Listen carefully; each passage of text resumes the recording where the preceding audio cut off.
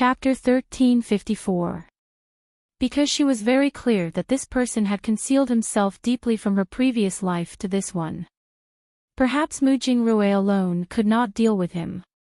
Arbor shook her head and turned to look at her sobbing mother, using a handkerchief to wipe her tears. "Mom," she said softly, "when I was in Jiaozhong base, I was chased by a group of people of unknown origins. At that time, I was besieged by more than a dozen people, and the situation was even more dangerous than it is now. I suspect that this pursuit has something to do with my birth." Arbor said mildly, looking at her mother with a sincere gaze. "Mom, many times, it's not that the enemy will let us off if we take a step back. Mom, they don't want me to live well. They don't want me to appear in the divine mainland one day. They want my life. They want me to suffer for the rest of my life by every means possible. Mother, they're controlling me like a marionette, trying to ruin my life." Arbor hugged her mother's shoulders and stared straight at her. "I can't retreat, you know. I have nowhere to retreat. I can only continue to survive by continuously fighting and advancing. Mom, don't be sad, because I'm already very clear that this is my life. From the moment I was born, this identity of the Mu family's daughter has not brought me any glory or brilliance, but indelible pain and disaster. Mom. Even so, you still want to maintain your silence and not tell me anything." Everyone stared at her in a daze. Especially second Uncle Qiao, brother Xiao Hu, Xiao Lin, and the others. They were baffled and stared blankly at the girl in front of them. Jojo. What was Jojo talking about? What identity of the Mu family's daughter? Why was it that when her words were separated, they could understand each word, but when they were put together, they could not understand anything? Wei Ziqin hugged her and cried bitterly, her expression carrying a trace of remorse. She did not know that things would be so serious and that her daughter would have such a difficult life. "Child, why come with me, come with me." Wei Ziqin suddenly stood up, pulled her little hand, and dragged her to the rear courtyard. "Father, what's going on?" Jolin looked at his father, Qiao Zhongbang, in shock. Qiao Zhongbang sighed. "Come with me to the hall. It's a long story." Everyone ran away, leaving behind only the flowers on the ground, as well as that it was a slender man holding a pink peach blossom umbrella. Has this venerable one been completely ignored by everyone? A certain person muttered to himself before his figure disappeared from the courtyard. It was as if he didn't exist in everyone's eyes. When had his sense of existence become so weak? Arbor silently followed his mother all the way to the back of the ancestral hall. Pushing open the heavy door of the ancestral hall, Wei Ziqin took her little hand and walked into the main entrance of the ancestral hall. They walked around to a small room in the back hall. Qiao Mu saw that there was only a lone memorial tablet erected there, and there was even a piece of cloth covering it. "Kneel down, Jojo," Wei Ziqin said sternly. Arbor knelt down as instructed, silently kneeling in front of the memorial tablet. For a long time, mother and daughter did not speak. "Actually, you already have the answer in your heart, don't you, child?" Wei Ziqin sighed deeply. "You're such a smart child. You've already guessed it, haven't you?" Arbor did not speak, only staring straight at the cloth, as if trying to see through it to the name inside. Chapter 1355. Wei Ziqin lifted her hand to take down the cloth. Arbor's gaze then focused on the three large characters carved on the memorial tablet, Long Chuyun. It really was Long Chuyun. Arbor only felt a slight sourness in her little nose, and her eyes were filled with indescribable sadness. However, her gaze remained cold and still as she stared at the memorial tablet, not moving at all for a long time. She finally understood why her chest swelled uncomfortably and was filled with a strange sense of sorrow when she first saw the skeleton in the fiery red clothes in the land of inheritance. It turned out that it was actually the first time they met. 15 years. They didn't know each other when they met. She was the teacher who imparted the elixir inheritance to her, as well as her biological mother. Miss told me that the injuries in her body originally weren't enough to support giving birth to you, Wei Ziqin said in a choked voice. She used a very extreme method to give birth to you. So her body was even weaker than before. And at this time, her enemies came looking for her again. She had no choice but to entrust you to me. At that time, your father and I weren't married yet. Wei Ziqin thought of the past, only feeling that it was still vivid in her mind, but things had already changed. Your father didn't despise us mother and daughter. We met by chance in town. Wei Ziqin laughed bitterly. After that, your father brought us mother and daughter back to Quoto village. Your grandmother always had a thorn in her heart, feeling that it was mother who did something wrong to your father, and that's why she had you. Jojo. Your biological mother called you that back then. So from the beginning, Dad and Mom had always called her Jojo. At first, she thought that because she was the eldest, Dad and Mom just called Jojo Jojo out of habit. Only now did she know that it was because Dad and Mom knew that she was called Mu Qiao from beginning to end. Her nickname was indeed Jojo. Arbor knelt there without moving an inch. When Wei Ziqin saw this, her heart clenched.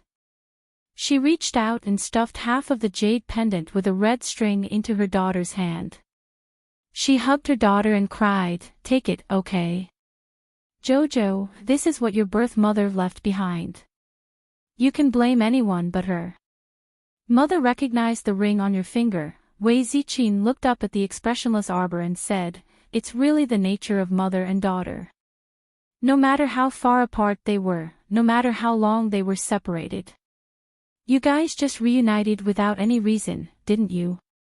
So, when you heard that I knew how to refine pills, you were so happy that you opened the ancestral hall, saying that you were going to pay respects to the ancestors.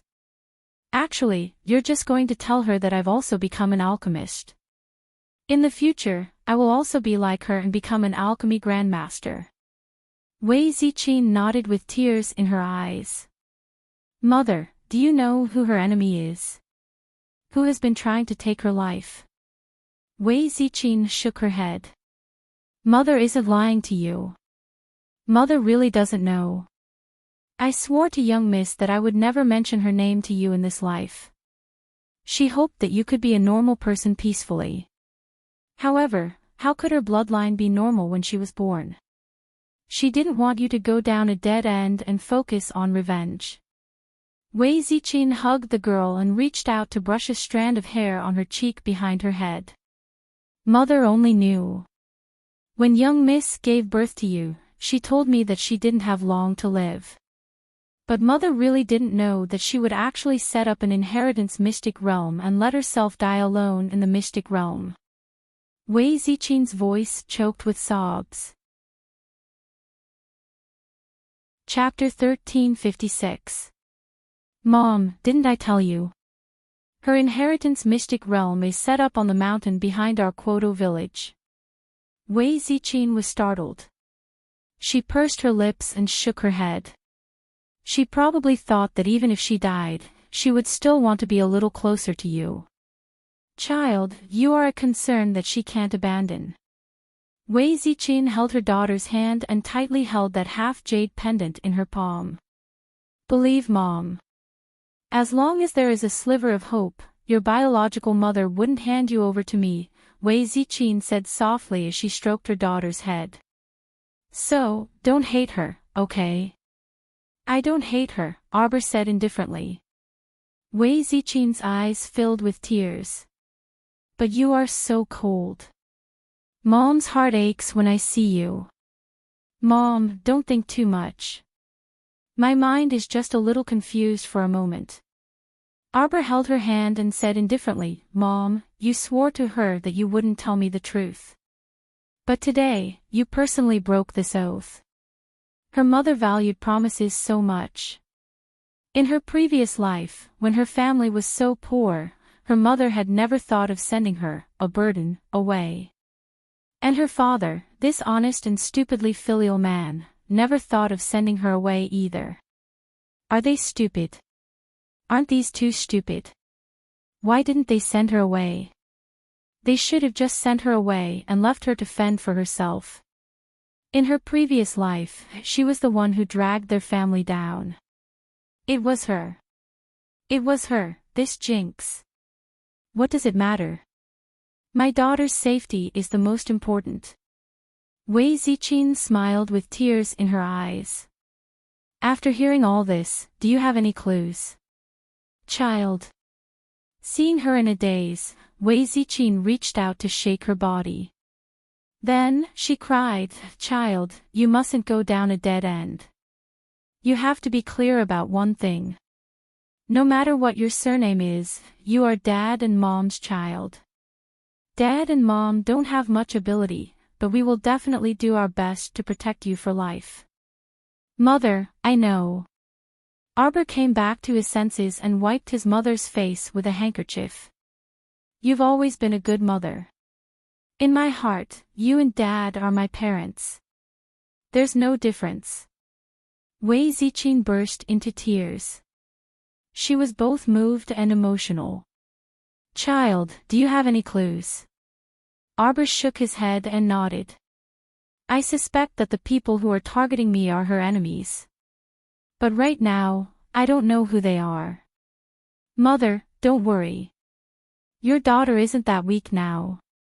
She would protect the entire family, for sure. Wei Ziqin nodded. All right, Mother believes in you. Mother, I want to stay here for a while longer. Arbor's expression was getting colder and colder. Wei Ziqin nodded. Then don't stay too long. This place is cold. Xiao Mu hummed in assent as she watched her mother walk out of the ancestral hall's main entrance. Her mother's shadow on the ground disappeared from her sight. She didn't know how long she had been sitting alone in the ancestral hall. It seemed to have been so long that her breathing was fading. Only then did she slowly raise her head. She reached out to take the memorial tablet and hugged it in her arms. It was a very cold feeling. It was as if the coldness had penetrated the deepest part of her heart. She shuddered violently. Hugging Long Chuyun's memorial tablet, she muttered to herself, long time no see. 26 years and 15 years later, she finally found out that her biological mother was Long Chuyun. Her tears fell silently. Chapter 1357. No matter how Long Chuyun wished for her to live a peaceful life, in reality, it was impossible for her to live a peaceful life. The group of people targeting Long Chuyun would not stop attacking her. She could only fight back in order to continue living. So, I'll have to disappoint you. She would eventually return to the Divine Continent and seek justice for her past and present lives. Arbor composed herself and walked out of the ancestral hall, returning to her room. But when she pushed open the door, she was a bit stunned. She went to the wrong room. Sorry, I went to the wrong room. The little fellow stammered and left the room. Then, she looked around with a dumbfounded expression, then looked at the room's door. That's right. This was her boudoir. But who was that man lying on the brocade couch in front of the window that she often used to read? Who are you? Arbor kicked the door open. The little fat squirrel sitting on the side couldn't help but cover its furry face. Just now, it had also courted disaster by asking this devilish man, but in the end, it was kicked out of the window by him. This tea is bland and tasteless. It doesn't taste good. Bring me the wine. The man who was lying on her brocade couch did not have a proper appearance. He crossed his legs and cast a sidelong glance at her. Scram! Our dear Xiao Mu angrily roared. Where did this devilish man come from? He actually dared to barge into this darling's boudoir, and even openly lay on her soft brocade. This was simply outrageous. In the next moment, a certain person discovered that she had been flung out of the room with a flick of his sleeve. She staggered back a few steps. The little fat squirrel didn't know whether to laugh or cry on its furry face. It hurriedly jumped up and hugged one of the devilish man's arms, making a fuss. "Great celestial supremacy, don't be angry, don't be angry. Master's memory isn't too good. Your memory is actually so bad at such a young age." The man muttered and glanced at the little girl who had angrily jumped in from outside the door. "Who the hell are you?" This guy was too powerful. She didn't see him move, but she was flung out of the room by him. The most ridiculous thing was that, combined with her scram just now, the result was the one who scrammed out of the room was actually herself, really. This darling was so angry. "Master, master, master." The little fat squirrel hurriedly jumped onto her shoulder and nuzzled her neck, whispering, "Him. Lord Immortal. I don't know him." Arbor was baffled. A certain venerable immortal glanced at her with watery eyes. Suddenly, Chunhua smiled brilliantly. "Do you want this venerable to help you remember?" Arbor shivered inexplicably and quickly shook his head. "No need." "Then, do you remember who I am now?" Arbor tilted his head and thought for 3 seconds. A certain venerable immortal suddenly flew over from the brocade couch and instantly arrived in front of her. His handsome face darkened as he roared, "Do you need to consider for so long? You're the guy who used a finger to make that old geezer from the Moo family in the courtyard self-destruct on the spot." Arbor's brain circuit suddenly came back, and she hurriedly shouted out. The fat squirrel clapped his little furry paws in surprise. "Master, you're awesome. I've been with you for so long, but this is the first time I've heard you say such a long sentence." There was no pause in between, and he didn't even pant. "Arbor, remove the word guy." The venerable immortal looked at her with a smile and said, "Little girl, you have the aura of the mystic domain on you, so you're definitely not an ordinary person." Chapter 1358. Arbor's entire body jolted, and she immediately looked at him warily. Even Mo Lien hadn't been able to tell that she had a mystic domain in her body. Who was this person, to actually be able to see through the paradise planet on her body? "Why are you glaring at this sovereign like that? So rude," he muttered, and suddenly reached out to grab her small hand. "Hurry up and take it out. You must have wine on you." "Why you? Where did you come from?" "You actually don't know where I came from." The sovereign immortal glared at her angrily, and a slender finger nearly tapped the tip of her small nose. He said angrily, Why you? You little muddle-headed bug." Our dear Chow Mu was instantly very angry. Growing up, people had always praised her for being smart, wise, and fair. Who would point at her small nose and call her a muddle-headed bug? This was simply preposterous. Cough. The little Treyant really couldn't stand it anymore. He ran out of Paradise Planet and kicked Cho-Cho, who was occupying her shoulder, down. He said softly, "Master, let me tell you. This is the sovereign immortal that you used the deity inviting talisman to invite over." "What?" Arbor was stunned. "Didn't you say that those sovereigns were all busy?" The little Treyant hurriedly covered his eyes with 2 tree branches. How could he have known that the deity inviting talisman that Master used would only appear after such a long time? Arbor was even more speechless. She thought that her deity inviting talisman had been wasted. How could she connect this person in front of her with her deity inviting talisman for no reason? Arbor sized up this young man, and the other party's charming and enchanting eyes were also staring at her with a smile that wasn't a smile.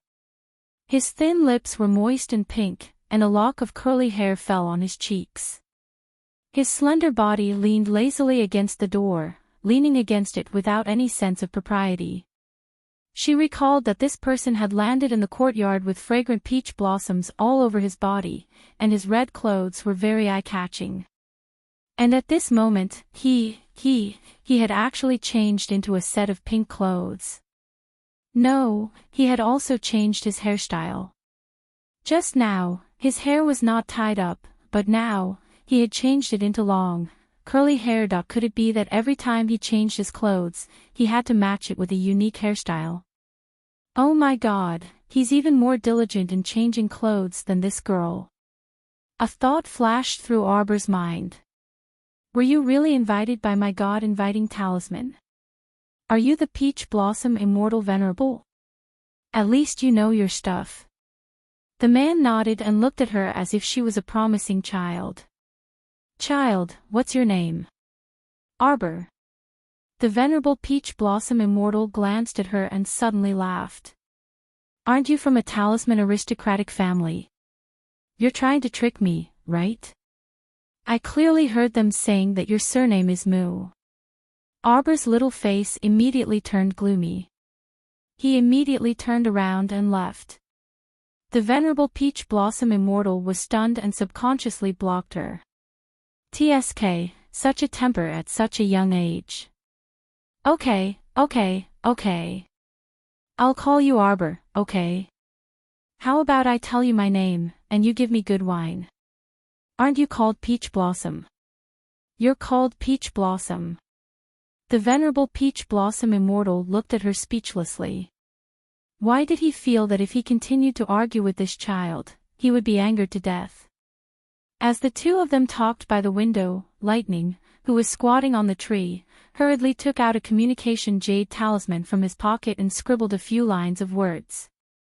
Without another word, he reported to the Crown Prince.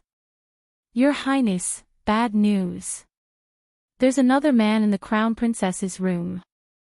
You've been cheated on again. Chapter 1359. Those two members of the Fan clan who attacked the Crown Princess probably left our Seacone planet through a special array.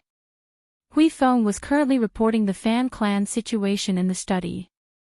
According to the Crown Princess's explanation, that kind of spatial talisman array consumes talisman energy each time it's used. The further the distance, the greater the talisman energy consumption. If talisman energy can't be replenished in time, it can't be used multiple times. Hui Feng coughed lightly and said, in this subordinate's opinion, those two members of the Fan clan probably planned their escape beforehand. They simply didn't think of turning back. Mo Lien closed the booklet in her hand and sneered, they got off easy. Your Highness, how should we deal with the members of the Fan clan?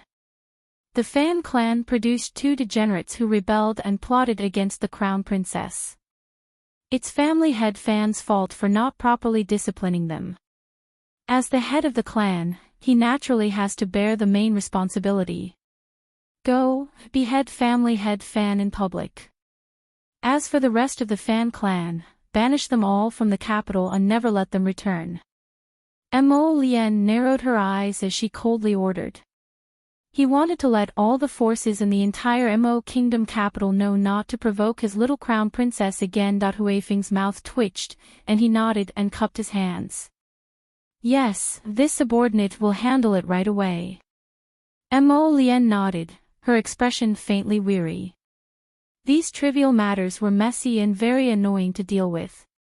Suddenly, she felt the jade messenger talisman in her pocket heat up slightly, so Mo Lien took it out. Upon seeing it, she immediately jumped up from her stool. Hui Feng had just left the room and didn't have time to instruct who to do what when he turned around, only to see His Highness the Crown Prince rushing outside in a flurry. In the blink of an eye, he was gone. Hui Feng, what was going on? Just now, the Crown Prince was still sitting calmly at his desk, dealing with matters. Why did he run off in such a hurry before 3 minutes had even passed? On the other side, Arbor took out a jar of bamboo leaf brew from Paradise Planet and placed it in front of the Venerable Peach Blossom Immortal. He looked at him curiously and asked, how long can you exist? Little girl, you speak as if I'm a summoned creature. How long do you think I'll exist? Isn't this the talisman you drew? The venerable Peach Blossom Immortal flicked her forehead in annoyance and took the bamboo leaf brew from her.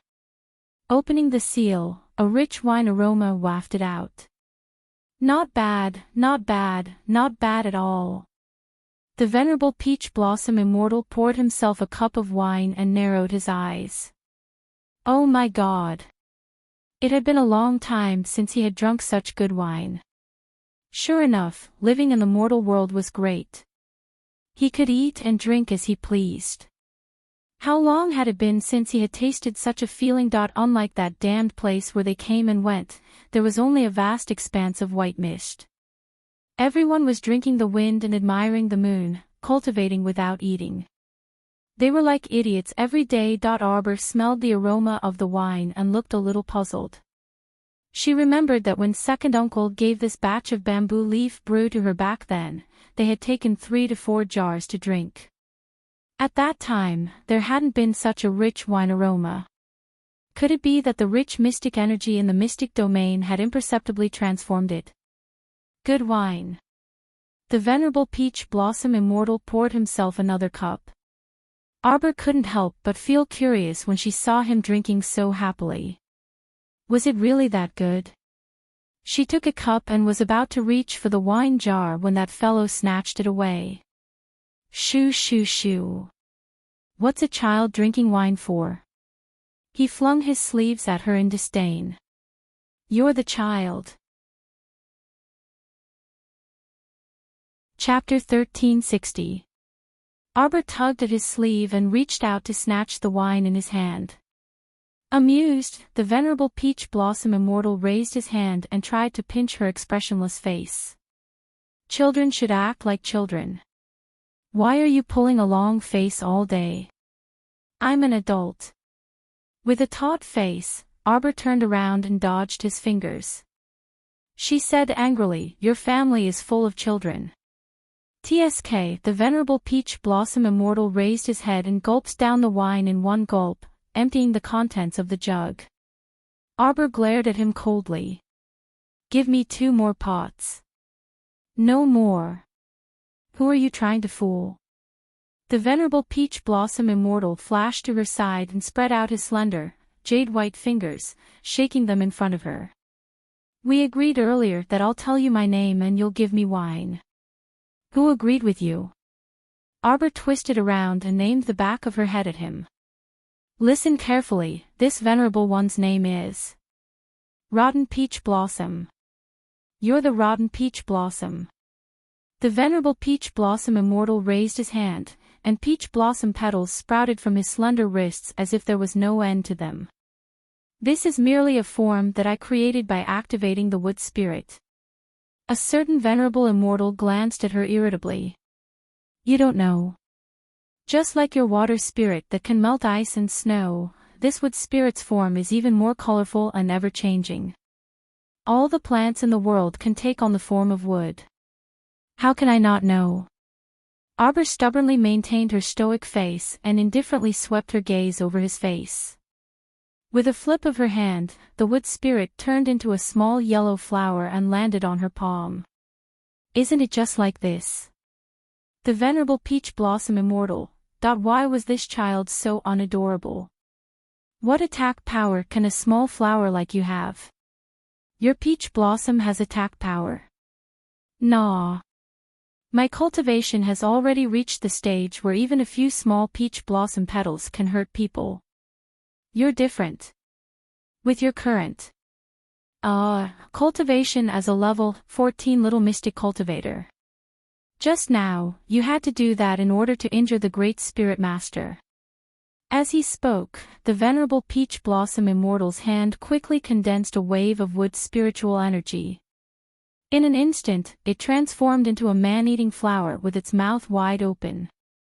The flower's stamen spat out a thick wave of spiritual energy, which shot towards the wall of the room like a sharp sword. Hey, hey, hey, don't destroy my room. The spiritual energy was about to hit the wall, but in the blink of an eye, it turned into nothingness and slowly dissipated. Arbor's eyes widened in surprise. He turned to look at him. You're pretty good. Give it a try. Xiaomu nodded and took a deep breath. She then channeled her wood's spiritual energy and created a man-eating flower according to what she had previously drawn. However, his man-eating flower's head was only 1/5 the size of the venerable peach blossom immortal's head. Furthermore, it couldn't spit out spiritual energy. It looked rather unsightly. Take it slow. You're smart. The venerable peach blossom immortal couldn't help but pat the child's head and nodded. Bam! In the blink of an eye, a streak of fire shot towards the venerable peach blossom immortal's hand. If he hadn't dodged quickly, he would have been burned. The venerable peach blossom immortal leaned to the side and fell on the brocade couch by the window. He looked up at the man who had jumped through the door. Who are you? Mo Lian was instantly enraged when she saw this evildoer's posture. How can I get away with 2 more chapters? _carrot recently, updating 10 chapters every day simply doesn't seem like something I can do. Chapter 1361. Arbor was still immersed in the power of the wood spirits that the venerable peach blossom immortal had used. The venerable peach blossom immortal's control of the wood spirits was truly perfect, and he could control them as he wished. It was very pleasing to the eye. The wood spirits had obediently submitted to him, and they could change as he wished. He wondered when she would be able to do that. Arbor lowered his head and took out 2 bottles of bamboo leaf wine. Since you taught me the spirit technique, Lian. When did Mo Lian arrive? How did the 2 of them start fighting? The 2 of them had flown out of the house and were fighting on the roof hundreds of times. Arbor hurriedly ran out of the house and stood in the courtyard, waving at them. Stop fighting. Men like to fight. See, in the blink of an eye, they were fighting on the roof. The little girl sighed and shook her head. She swept a disdainful glance at them. Whoosh! Whoosh! 2 slender figures, one in front and one behind, suddenly appeared in front of her like shooting stars. The venerable peach blossom immortal directly reached out and snatched the 2 bottles of wine from her hands. He dodged to the side, avoiding Mo Lian's line of fire. He glanced back at him and could not help but click his tongue. Kid, with your cultivation, how can you still survive in the secular world? Lian. Arbor hurriedly went forward and tugged at his sleeve. Why did you come here? Who is he? Prince Mo exuded a cold aura. The cold light in his eyes was like a solid sword. The venerable peach blossom immortal hugged the 2 bottles of wine and drank with a smile. Kid. Who is he? He's a venerable immortal that I invited with a talisman.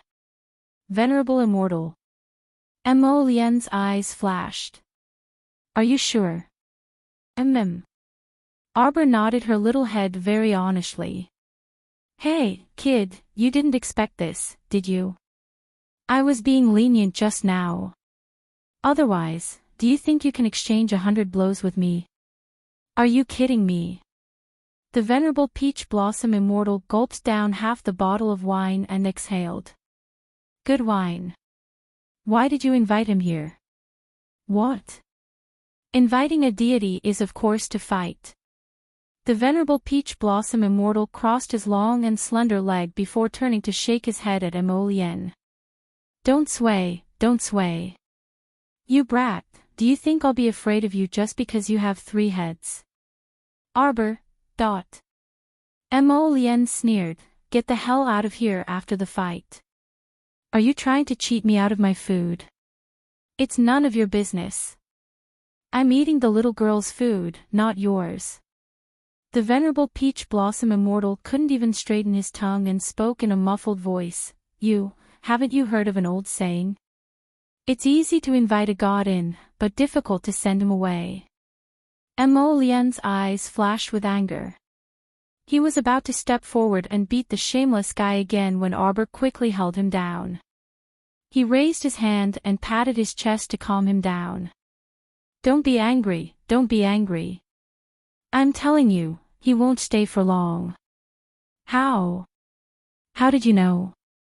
The venerable Peach Blossom Immortal replied to the little girl's question. How can he stay here? It'd be strange if the heavenly Tao didn't kill him. Arbor winked at Mo Lien. When I drew the deity inviting talisman, there was a small description. Summon a deity to the world, and it can assist in battle for 2 hours. In other words, this venerable Peach Blossom Immortal could stay here for 2 hours at most before he had to disappear. Nonsense. A certain venerable Peach Blossom Immortal who had passed out by the flower rack waved his hand and said. How much did he drink? About 1.5 bottles. TSK, with this alcohol tolerance. He's only slightly better than second uncle. And a venerable immortal. He must be a fake. Chapter 1362. Jojo, when did you invite him over? How long has it been? The main thing was, had the 2 hours passed? If not, then he would have to take action. He was a very vigilant person with a sense of danger. He would never leave such a peerless demon by his wife's side. Although the little guy looked like he had not been enlightened, there was no guarantee that someone would take advantage of the situation. When Arbor heard this question, she was slightly taken aback. Then, she tilted her head and looked like she was thinking hard. Okay, it seems like it's been a long time. I've been in the ancestral hall for the whole afternoon. Oh, right. She had not thought that this venerable immortal had been here for more than 2 hours. Prince Mo's expression changed. He thought of the strange summoned beasts by Jojo's side. It can't be that he can't return after being summoned, right? It can't be. Arbor looked at a certain venerable immortal who was sprawled out on all fours next to the flower stand and twitched her mouth speechlessly. Jojo. Mother is here. Mother is going to nag when she sees you. Arbor pushed the crown prince and said with a stoic expression, hurry up and leave.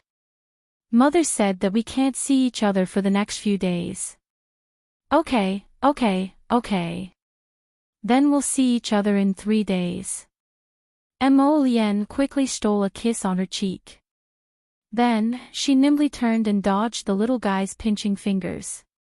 She ran to the venerable Peach Blossom Immortal's side and picked up the unconscious guy. Then, she turned and jumped onto the wall. Hey, where are you going to throw him? After all, this was a great immortal whom she had invited using the god-inviting talisman. Don't worry. Mo Lien waved her hand. Without waiting for him to finish speaking, she ducked her head and disappeared from the wall. Wei Ziqin led a group of people over and looked around suspiciously. Jojo, who are you talking to? No one. Arbor turned to look at her mother. Wei Ziqin was only puzzled for a few seconds, and then her face was full of joy again. Child, come and try it on. I've changed your wedding dress. I told you my daughter has lost a lot of weight.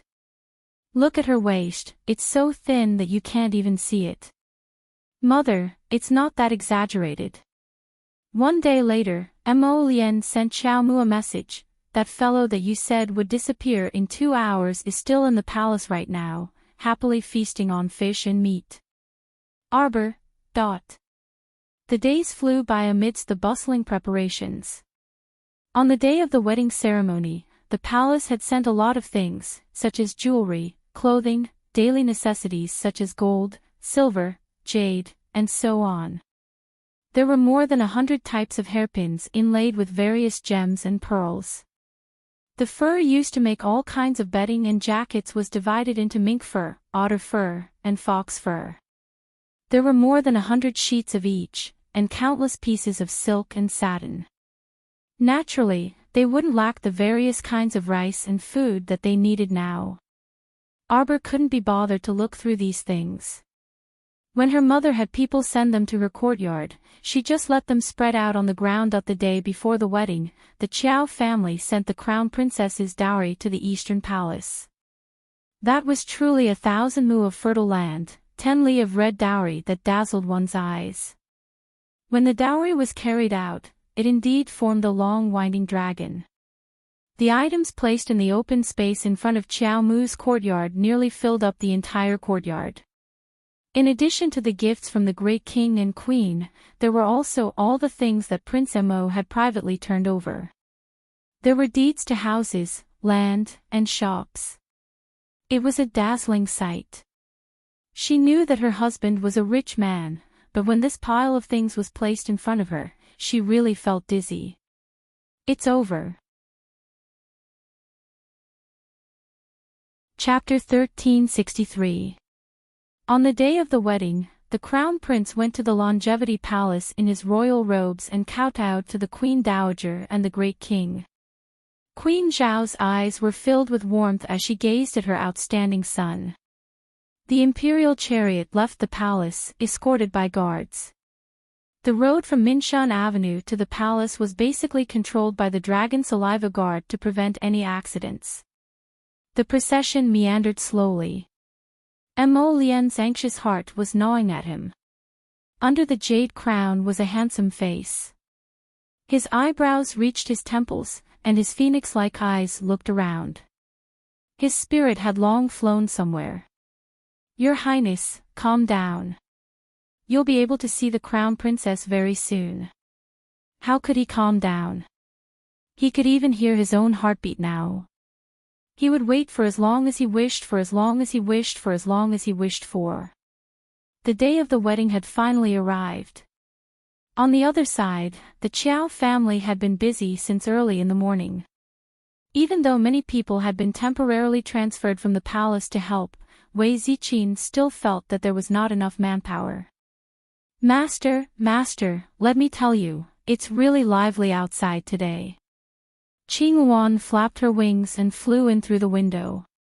When she saw the girl in a bright red wedding gown sitting in front of the dressing mirror, she only felt a fire burning in her eyes.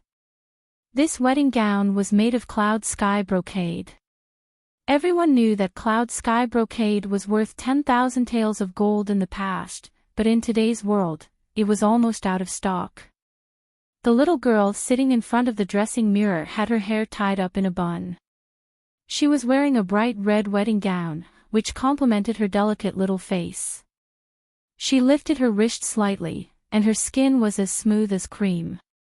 There was only a white jade bracelet engraved with a green pine tree on her wrist. When she stood up, her cloud sky brocade spread out in layers. On her feet was a pair of lotus flower embroidered boots. When she walked, it was as if a red cloud had spread out, and a fragrance filled the air.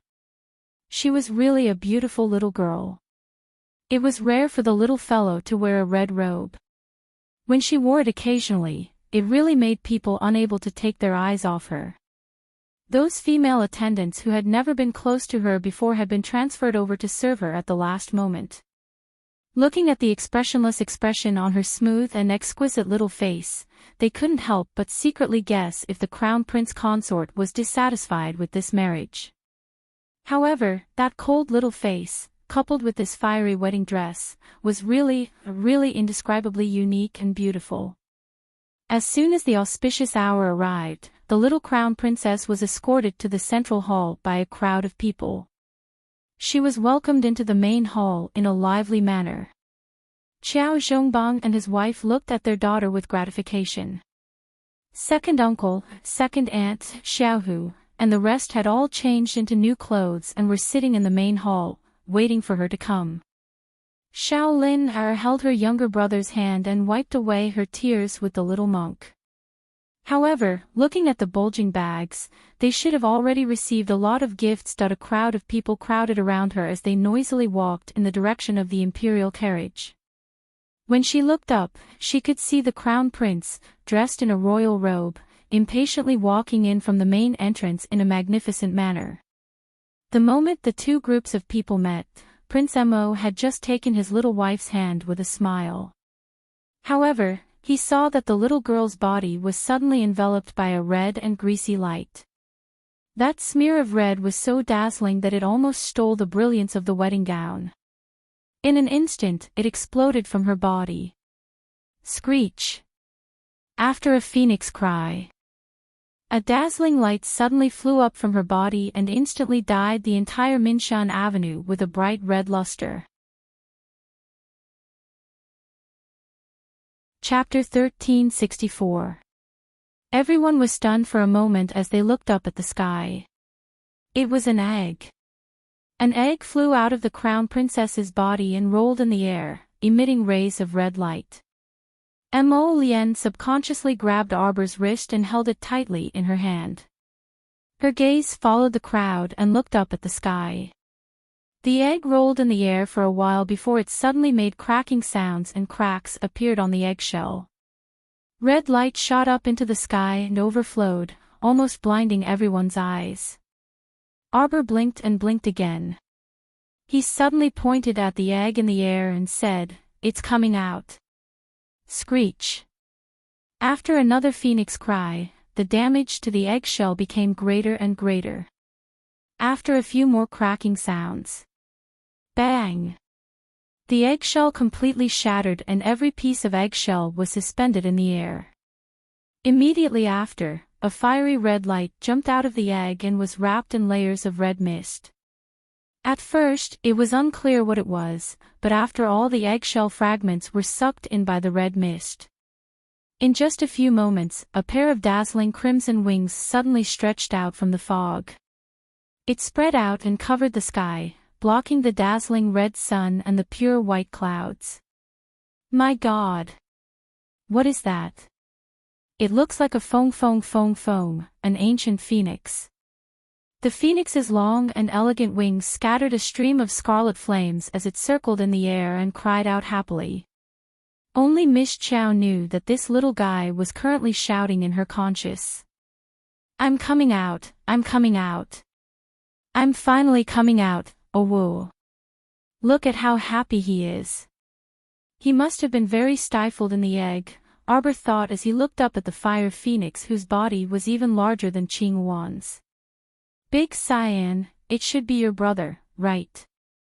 Xiao Mu glanced at the little chick flying around her head. "TCH, it's not from the same clan as him. Look at that silly little guy, how could it be my brother?" Qing Wan glanced at the sky in disdain and flapped its wings. Master, give it a name." He was definitely trying to trick Fire Phoenix, because he was very clear that the names his master came up with were generally not good. "Egg, I'll call you Fire from now on. How about it?" "No, how can I have such a girly name?" "Then why don't you just call me an egg?" "Egg's my ass.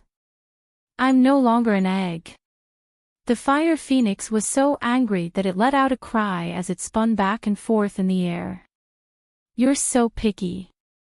Why don't we call you Sheaf-er?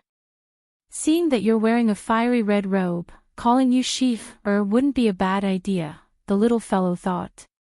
Pfft. Qing Wan laughed so hard that she somersaulted in the air. "What the hell?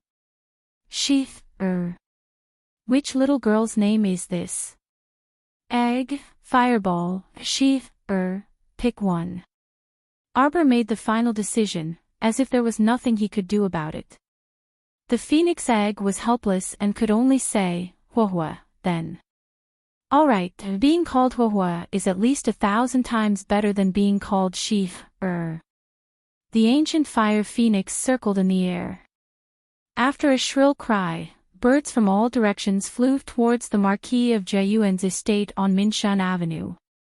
Clusters upon clusters of colorful flowers formed an extremely beautiful painting of 100 birds paying homage to the phoenix. The street, which was originally gray due to the withered vegetation, was instantly filled with gorgeous colors. The children were the happiest as they clapped their hands and jumped around while shouting. Crown Princess. Crown Princess. Chapter 1365. Go. Go, go, go, go. Several men hiding in the shadows of the crowd, who were looking around, couldn't help but reach out to swat away the birds that didn't have eyes flying over. An elderly man beside them couldn't resist saying, "Hey, don't rush, don't rush. When His Highness the Crown Prince and Her Highness the Crown Princess leave Minshan Boulevard later, we might be able to catch a few birds back to roast and eat." Normally, these birds hid very well, so how could they catch them? When those men who had been looking around heard this, they coldly swept a few glances at the commoners who chimed in, and the fierce-looking muscles on their faces trembled slightly. Just as they were about to squeeze out of the crowd, several black-clothed youths swiftly appeared around them. They clamped their arms behind their backs and silently dragged them out of the crowd, completely not alerting the bustling commoners in the surroundings. The Night Pavilion's mission today was to secretly investigate all suspicious characters and cooperate with Dragon Saliva Guard Captain Yushio in the open to maintain law and order here. They couldn't allow any suspicious characters to ruin the wedding that His Highness the Crown Prince had been looking forward to with great difficulty. Therefore, the group of people that the Night Pavilion sent out were basically level 12 mystic cultivators and above, and their fiery eyes were very sharp. From Minshan Boulevard to the Eastern Palace, Missouri Lien had arranged for people to be stationed on every path that could possibly have a crisis, so they could deal with any unexpected situation at any time. This wedding was bound to be carried out perfectly. No one was allowed to carry out any destructive actions. Emichim, wahwa. Come down. I'm going out. Arbor reached out a small hand and lightly beckoned at the sky. Shriek. After Huohuo let out a cheerful phoenix cry, it charged straight down like a red halo and rapidly swooped down. Whoosh! The eunuchs, royal maids, royal guards, and the others blocking the entrance all cried out in alarm. Just as this ball of flame was about to land in the crowd. That fire was like a shattered star, fading away bit by bit. The phoenix returned to its position and suddenly went to Paradise Planet inside Arbor's body.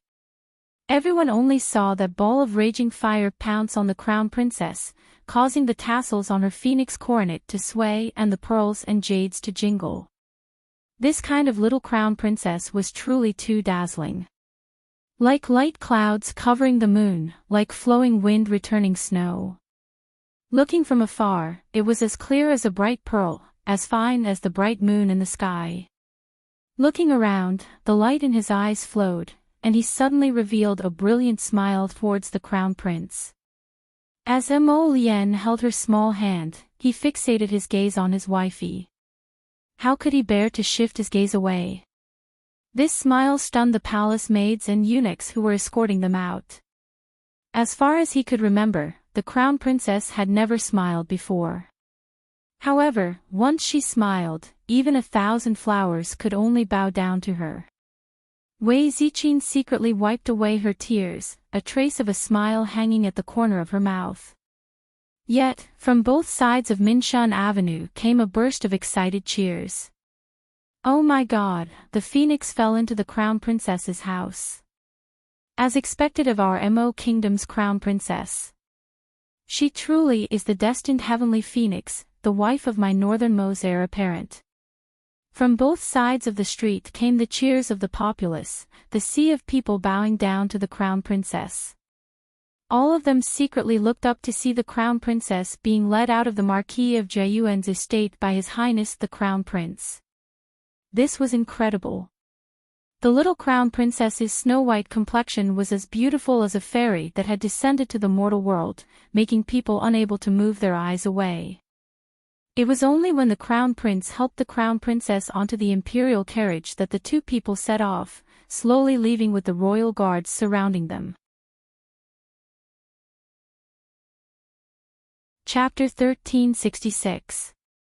After boarding the royal carriage, Crown Prince Mo also tightly grasped her petite hand the entire time, his phoenix eyes fixated on his wifey.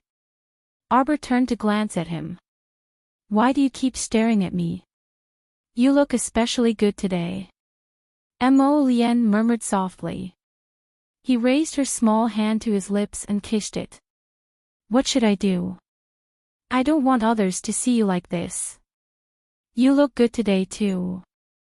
Arbor's eyes suddenly lit up, and she nodded before adding, especially good looking. Mo Lien almost laughed out loud. He held her small hand and said, Jojo, when you smiled at me just now, do you know what I was thinking? Arbor shook her small head. I was thinking that it would be great if I could capture that moment in a painting. This kind of smile is what I like the most, and I want to always have it. It's the most precious thing in my life. He moved his fingers and gently pinched her small hand. Arbor pursed her small lips, and her fingers lightly crawled in his palm. No need. There's no need to go through the trouble of capturing it in a painting. The little fellow blinked and looked at him as she said, If you want to see it, I'll give you a smile. Happiness came so suddenly that Prince Mo was about to burst with joy. He reached out, wanting to pull her into his arms, but then he remembered that they were in the imperial carriage and there were people everywhere, so he could only restrain himself. His eyes curved into crescents, and he was filled with a gentle smile. Jojo, you're so good to me. That's true. Arbor nodded. The moment the imperial carriage exited Minshun Boulevard, it was blocked by a gift-bearing procession at the intersection. 8 white horses with hooves treading on snow led the way, followed by a string of people holding trays. They stood quietly in front of the crowd. Xiao 11Z, who was accompanying them, quickly ran over and whispered a few words into the crown prince's ear, who was leaning down slightly. The crown prince's handsome face immediately turned ugly. The 4th young master of the Duan clan congratulates the crown princess on her wedding. We present 8 pairs of jade heavenly thunder, 18 soul-seizing ice soul beads, 1 illusory sea golden robe, 1 fire fox armor, 3 phoenix cloud blades, 5 grand emperor spirit pills, 100 dotted star leaves. All kinds of rare treasures, hidden weapons, divine weapons, spirit pills, and miraculous medicines were listed for about the time it takes for an incense stick to burn. Arbor looked back at Mo Lien, and the couple looked at each other. The commoners on the street were dumbfounded and speechless for a long time. This list of gifts was too frightening. There were things like jade heavenly 9 lightning and illusory sea golden thread robe. Commoners like them had never heard of such things since they were born. This Duan 4th young master was really generous. A steward of the Duan family respectfully handed the gift list to the crown princess. The little crown princess glanced at it and calmly said, Not bad. Then, she confiscated the gift list. Everyone. Prince Mo's lips turned up slightly, but his eyes flashed with the glint of a sword. If Duan Yu dared to walk in front of him right now, he would definitely beat him to death. Why did you have to freaking choose this time to give gifts? Why did you have to block the way?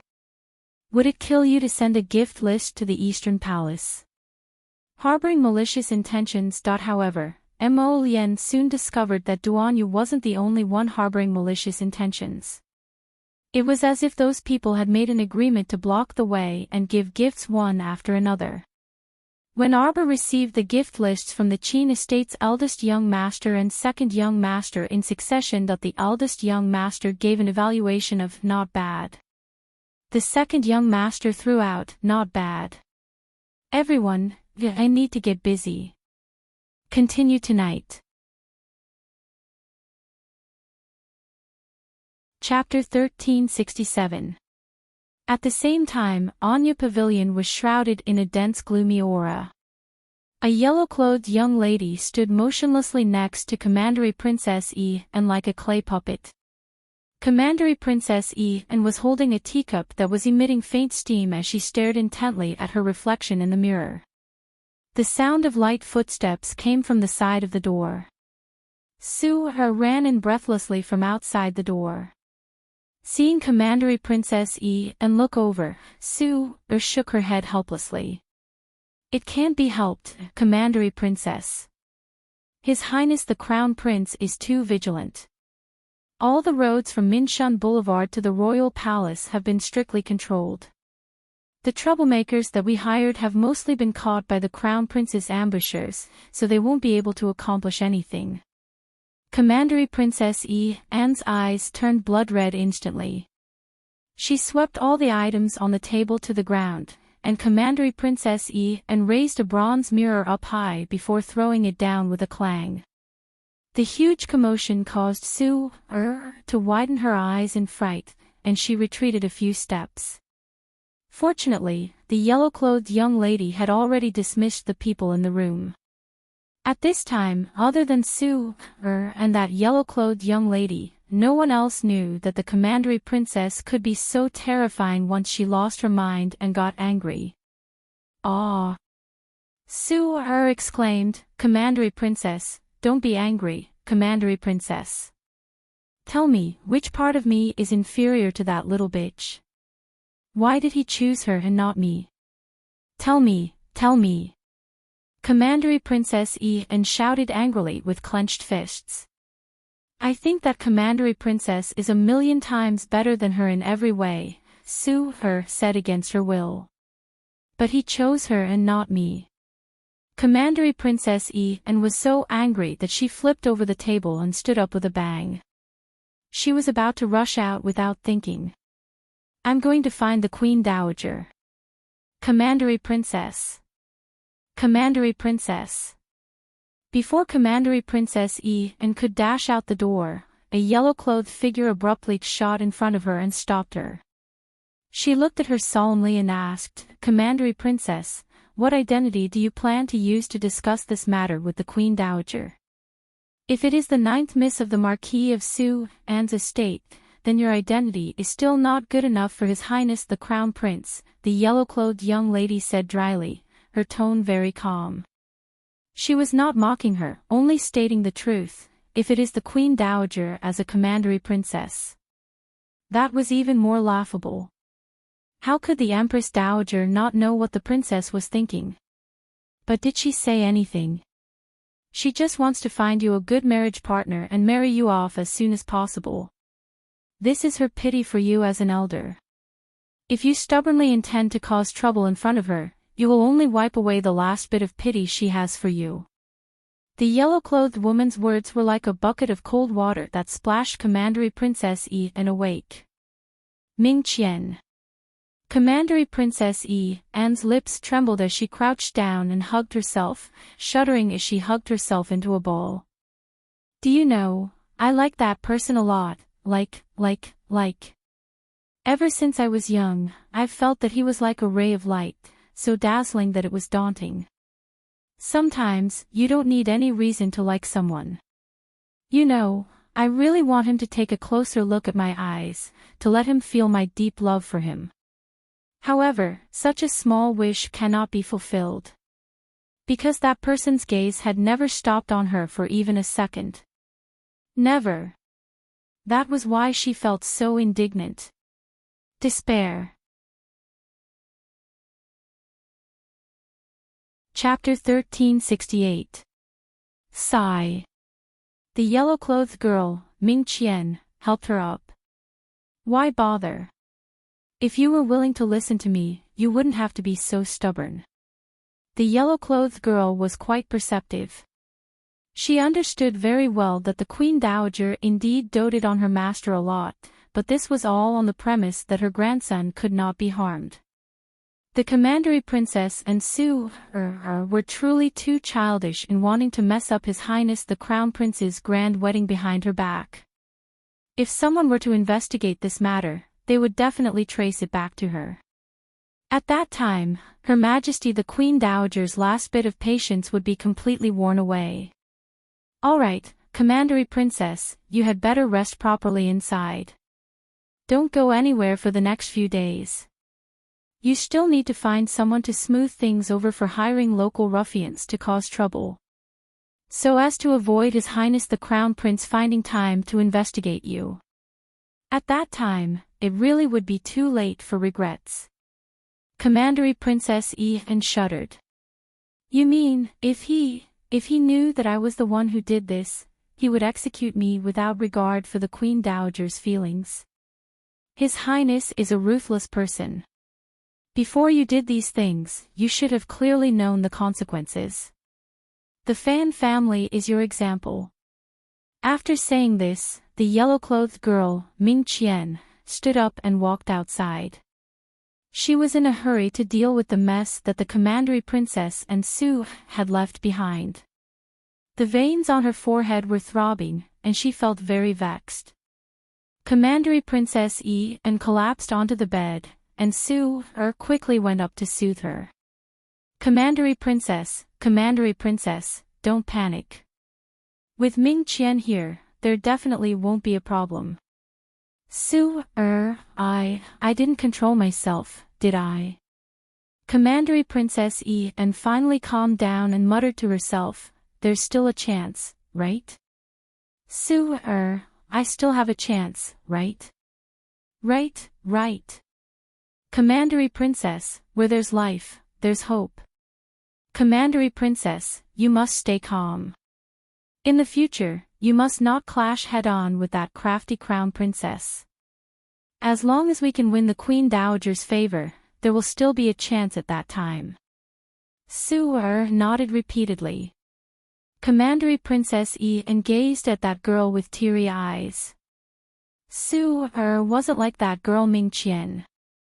She always acted like an old woman, was good at scheming, and was good at grasping people's hearts. Su was a straightforward person. She always treated Ming Qian's words like an imperial edict and did her best to carry them out. Compared to Ming Qian, who was smart and hard to control, she actually liked Su more. His usual reprimands were mostly just a pretense to knock her down a peg or two. Commandery Princess and sat up straight and wiped the corners of her eyes with a handkerchief. Suddenly, her lips curled up into a cold smile. There is still a chance.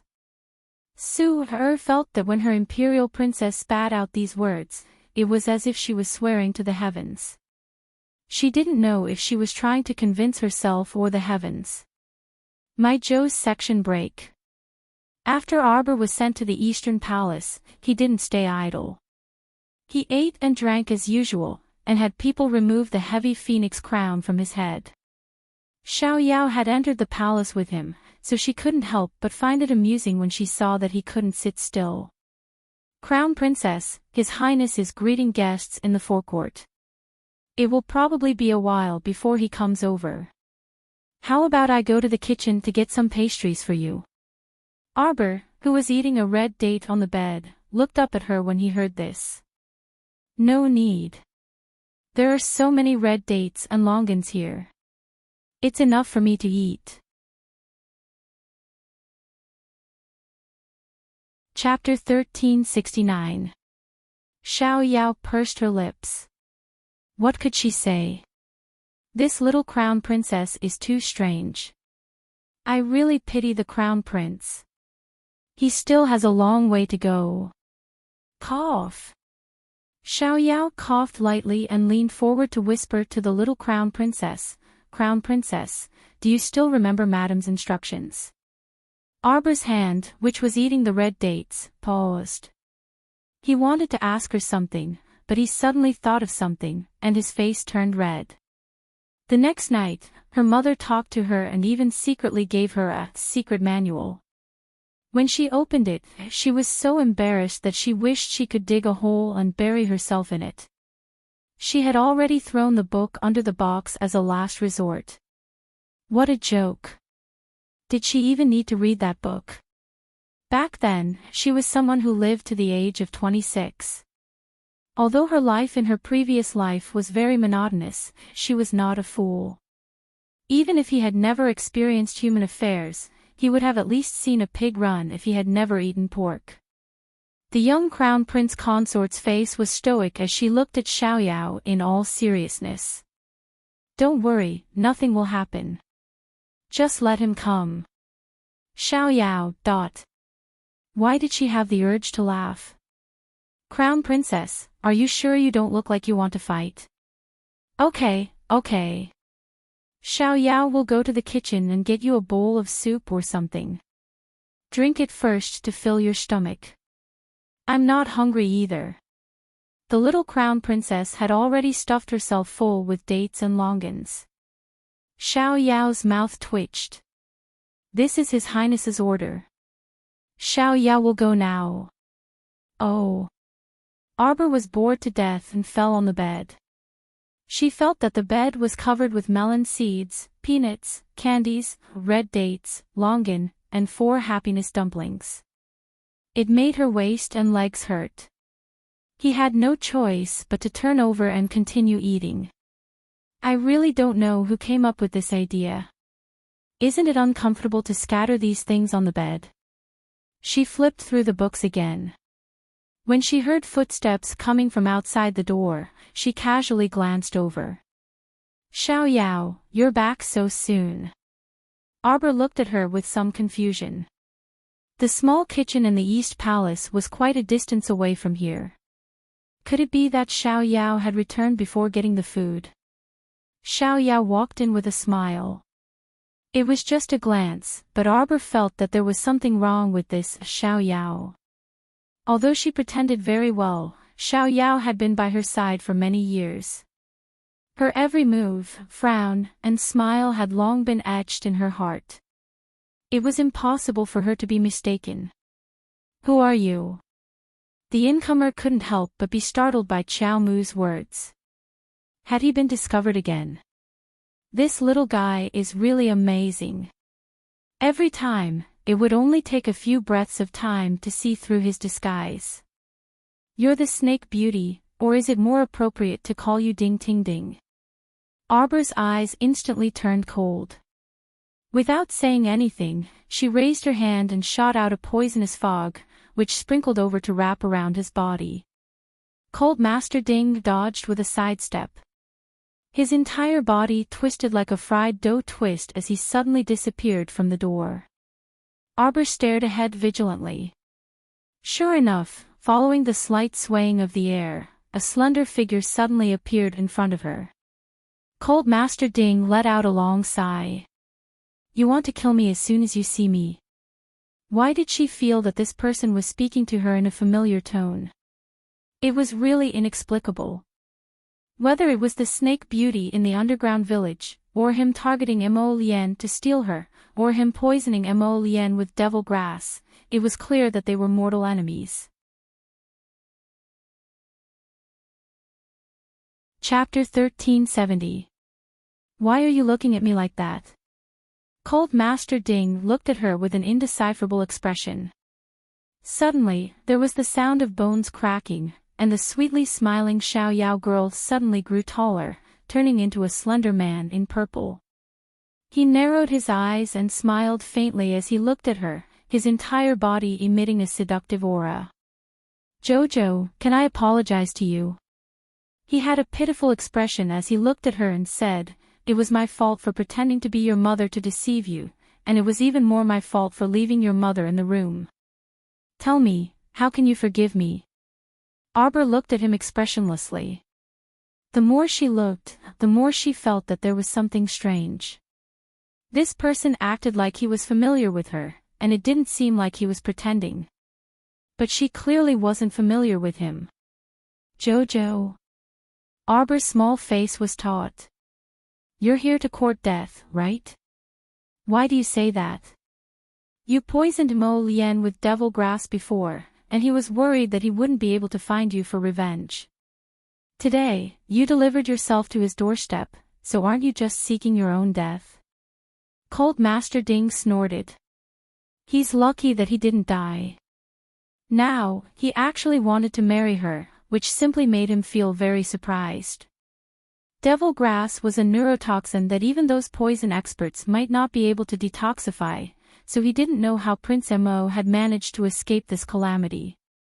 Arbor suddenly struck out a palm at his chest.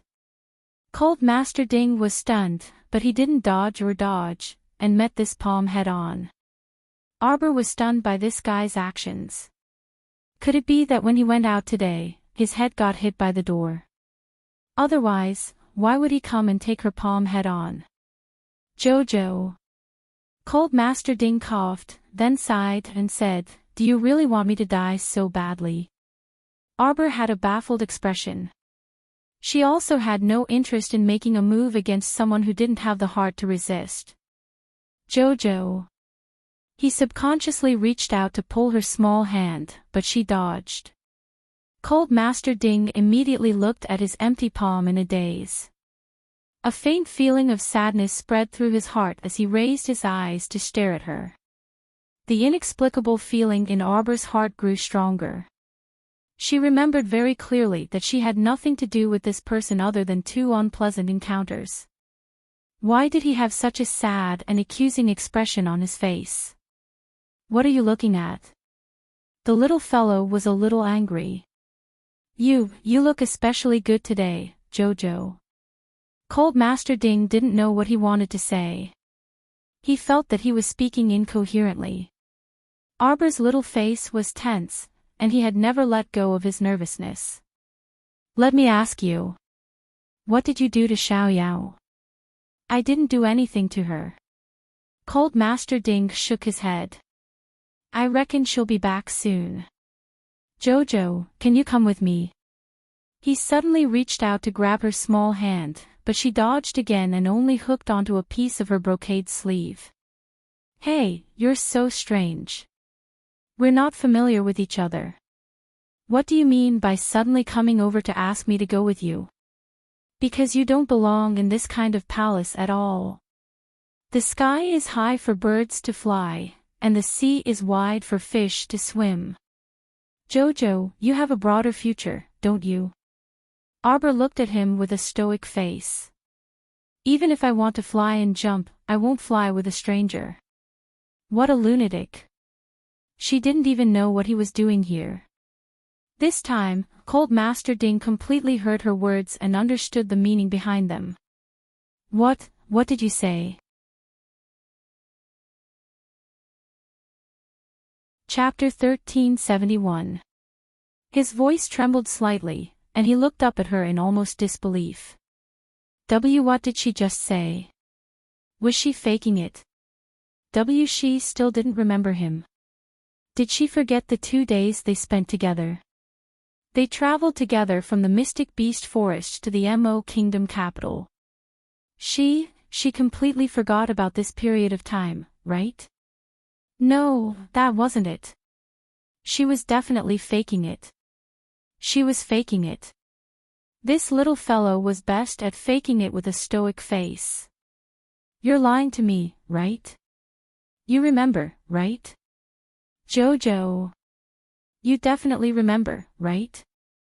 In his impatience, Cold Master Ding firmly grasped her small hand. "You remember. Jojo. You remember. You remember what my real name is. You also remember what I look like, right? Have you gone mad?" Arbor's small face flushed red. She pulled her precious small hand back from his and glared at him. "I don't know what the hell you're talking about." Cold Master Ding felt his chest constrict for no reason. His figure swayed slightly, and he was practically looking at her with a horrified expression. This gaze caused Xiao Mu to be baffled and perplexed. "Why do you keep looking at me like this? What do I remember about you? Why is it like this?" Cold Master Ding suddenly roared angrily and rushed forward to grab her arm, shaking her forcefully. "You're lying to me. You little liar. You're lying to me. Stop faking it, alright? This isn't fun at all. What the hell am I faking? What am I faking?" Arbor really didn't understand what was wrong with this person, barging into her bridal chamber and screaming like this. "Jojo, it's me. It's me. Wake up, alright? Did you take the wrong medicine again? That's why you don't remember me. You're the one who freaking took the wrong medicine." Arbor, wait a minute. What Mystic Beast Forest? She suddenly had a bad premonition. Could it be? When her disaster-courting curse was in effect, not only did she encounter Seekong falling in the mystic beast forest, but she also encountered Ding Ting Ding. This would explain why he looked so familiar with her, but she had no impression of him at all. This was because everything that happened while the disaster-courting talisman was in effect would be completely forgotten after she returned to normal. She would never tell anyone about this even if she was beaten to death. Right now, he could only endure all the suffering to the end to save face. I don't know what you're talking about. The little fellow slapped his hand away expressionlessly.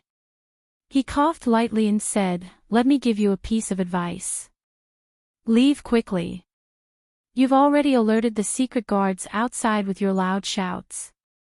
Mo Lien will be here in a few seconds. You can't defeat so many of them. Are you worried about me? Was there something wrong with this person? How could he tell that she was worried about him? She just didn't want to cause trouble on her wedding day. So long-winded. She spoke until her mouth was a little dry. You're worried about me, Jojo. Cult Master Ding jumped forward agitatedly. Jojo, leave with me, all right? How can this place suit you? This is deep in the palace, it's not a place you should stay. Jojo. Mo Lien's exclamation came from the window. Why aren't you leaving yet? Xiao Mu kicked Cult Master Ding irritably. My lotus is here. No, I'm not leaving. Unless you leave with me. Whoosh. A fiery red arrow shot in through the window like a gust of wind and nailed itself into Cult Master Ding's chest without any explanation. Chapter 1372. Cult Master Ding's expression was indifferent as he took out an eagle-eyed mask and covered his face. He turned his head and jumped out with an icy expression, meeting Mo Lien's sweeping fist head-on. Arbor was so angry that he jumped up from the bed. Who dares to destroy my room? What a joke. She still needed to sleep in this place later. If they beat it to a pulp, how could she still be in a good mood? The moment the two of them exchanged blows, they flew outside with a whoosh and jumped onto the glazed tiles of the Eastern Palace. The wood spirit and the fire spirit flew to the sides at the same time. Wherever they passed, a deep crack appeared on the bluestone tiles on the ground. Ding ting ding. The instant they exchanged blows, Mo Lien recognized this guy. This was because not just anyone could control the 8th layer of wood spirit. Try my wood thorns. Ding Ting Ding's lips curled into a smile. Suddenly, his expression darkened, and he set up layers of wood spirit with a flip of his hand. Thorns and thorns rolled under Mo Lien's feet.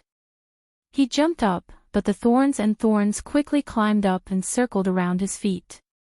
Several clusters of flames were cast down, but they were unable to obstruct the bramble's advance. Instead, it actually caused it to crawl even faster and more ferociously. As if it had been injected with hormones, it abruptly shot up several dozen meters and wrapped around Mo Lien's body in layers. Mo Lien narrowed her phoenix eyes, and a purple flame instantly transformed into a long dragon. It roared as it swooped down from the sky, attacking Cult Master Ding. At this moment, the two of them were practically fighting with their lives on the line. Arbor's eyelids kept twitching when he saw this. Disgraceful thing. How dare he come to cause trouble on her wedding day? Her good mood was instantly destroyed. How infuriating. Arbor raised a sword in his hand. With a stomp, he arrived beside Mo Lien with a whoosh. All of you, stop. The huge commotion in the Eastern Palace's bedchamber had already attracted the attention of people from all sides. At this moment, all the palaces and courtyards had secretly sent people over to inquire about the situation. Arbor coldly scolded, "All of you, go guard the courtyard and keep your mouths shut. If anyone dares to come in and ask around, beat them up and throw them out." Yes. The eunuchs and palace maids didn't dare to say anything else. They all rushed to the eastern palace to guard it. Ding ting ding, are you going to stop? Arbor stared at him coldly and asked word by word. Cold Master Ding only felt that the little girl's eyes were especially cold when she looked at him. He felt like his heart was about to shatter. His body swayed slightly on the roof. Listen to me. You've come to stir things up again and again. What is the meaning of this? The little girl shouted. Mo Lien turned to look at Ding Ting Ding. She looked at him coldly and said, could it be that you want to see if I'm really fine after being poisoned by your devil grass, or if I'm just pretending? I'm here for Jojo, Cult Leader Ding said coldly. Mo Lien was instantly angered. You're here for Jojo. What are you here for? To take her away. Ha ha ha ha. You're indulging in wild fantasies, ridiculous to the extreme. Who do you think you are? At least Jojo shouldn't be bound to this inner court deep in the palace, to be a palace girl. How do you know that I'll bind her?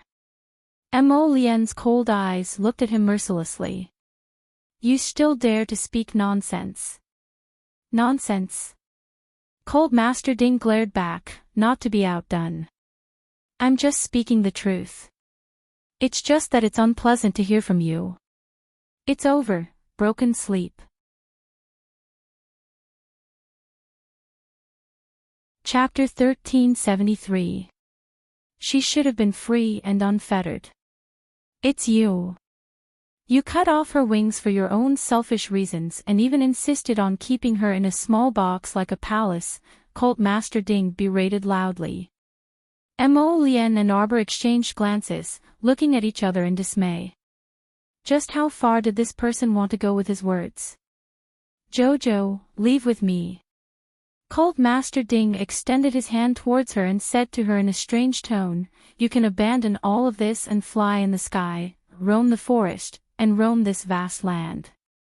You should have soared 90,000 li in the sky and not be trapped in such a small place, content with the status quo as a crown princess. Arbor directly threw out a water blade, which glided through the air with a whoosh, heading straight for Cult Master Ding.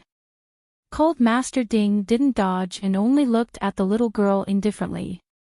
At the same time, a slender figure pounced out from the side and suddenly blocked in front of her. The water blade Arbor threw out pierced through the other party's shoulder, leaving behind a rouge-like bloodstain. Young master, there are a lot of guards coming over here. Let's leave quickly. Bao Yan said anxiously. Cult Master Ding glanced at her coldly. Mo Lien raised his brows slightly and suddenly understood. You're that Ding Yun of Beijing Manor. Previously, he had seen Bao Yan, this girl, once. Other people might not remember a person they had only met once, but with Prince Mo's photographic memory, as long as he had seen someone, he wouldn't forget. So Ding Tingding's true identity was Beijing Manor's young master? Mo Lien felt a trace of surprise because the legends about Beijing Manor had never stopped. Darling Qiao had a confused look on her face. What Beijing Manor's young master? Wasn't this the thief sage Ding Tingding? Mo Lien suddenly turned his head to look at his wifey, only to see her looking up at him in bewilderment. His heart relaxed and he couldn't help but smile. It's fine. He stepped forward and gently held her wrist. Jojo, don't be afraid. Arbor couldn't help but roll his eyes at him. He really didn't know which eye of his saw that she was afraid. Let's go, young master, let's go. Bao Yan pounced over and grabbed Ding Yun's sleeve tightly, pulling him with all her might. Jojo, do you really not remember the 2 days we spent together? Arbor was expressionless. I have no idea what you're talking about. Cult Master Ding suddenly turned his gaze to Prince Mo. That day, Jojo promised me that he would be with me in the future. Impossible, Mo Lien interrupted him coldly without thinking, she won't promise you anything. Arbor's heart skipped a beat. He looked up at his Mo Lien. Ha, are you that confident? Humph, if I don't believe her, should I believe you? Mo Lien sneered and glanced at him.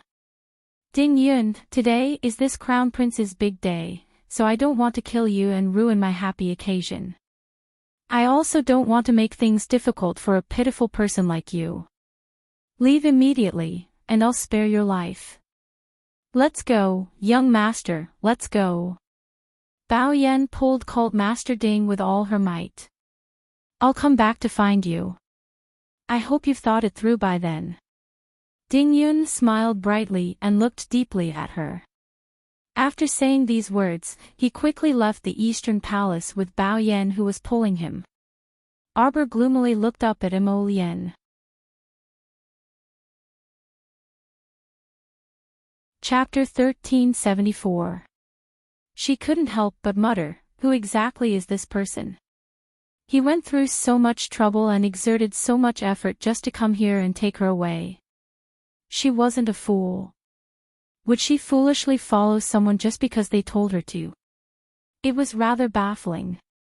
Mo Lien was now very certain that something must have happened in the Mystic Beast Forest while the little fellow's 5 senses were in a daze, but she was mischievous and refused to say anything. Furthermore, he had basically guessed that she had probably already forgotten everything that happened while she was in a daze. However, if he wanted to know about this matter, he could still ask Qing Wan. Qing Wan definitely knew the truth. However, he felt that there was no need. Since the little one stubbornly refused to admit that she had lost her memories, then she definitely didn't want anyone to know about the process. Mo Lien felt that the little fellow most likely didn't simply eat the wrong medicine. She might have done something very strange that it had to be said that with Mo Lien's intelligence, he had already guessed most of it. At this time, the two dismissed the servants and returned to the bedchamber hand in hand. Mo Lien lifted his hand and hugged the troublesome little fellow. Jojo, I don't care what others say. I won't let you go. Where do you want to go? I'll go with you, all right. No matter if it's the Sea of Fire or the 9 Heavens, I can go with you. Arbor shook her little head and poked him. Why would I go to that kind of place? I'll go if you go. He reached out and lifted her up. Arbor looked down at him and nodded. All right, if I go in the future, I'll bring you with me.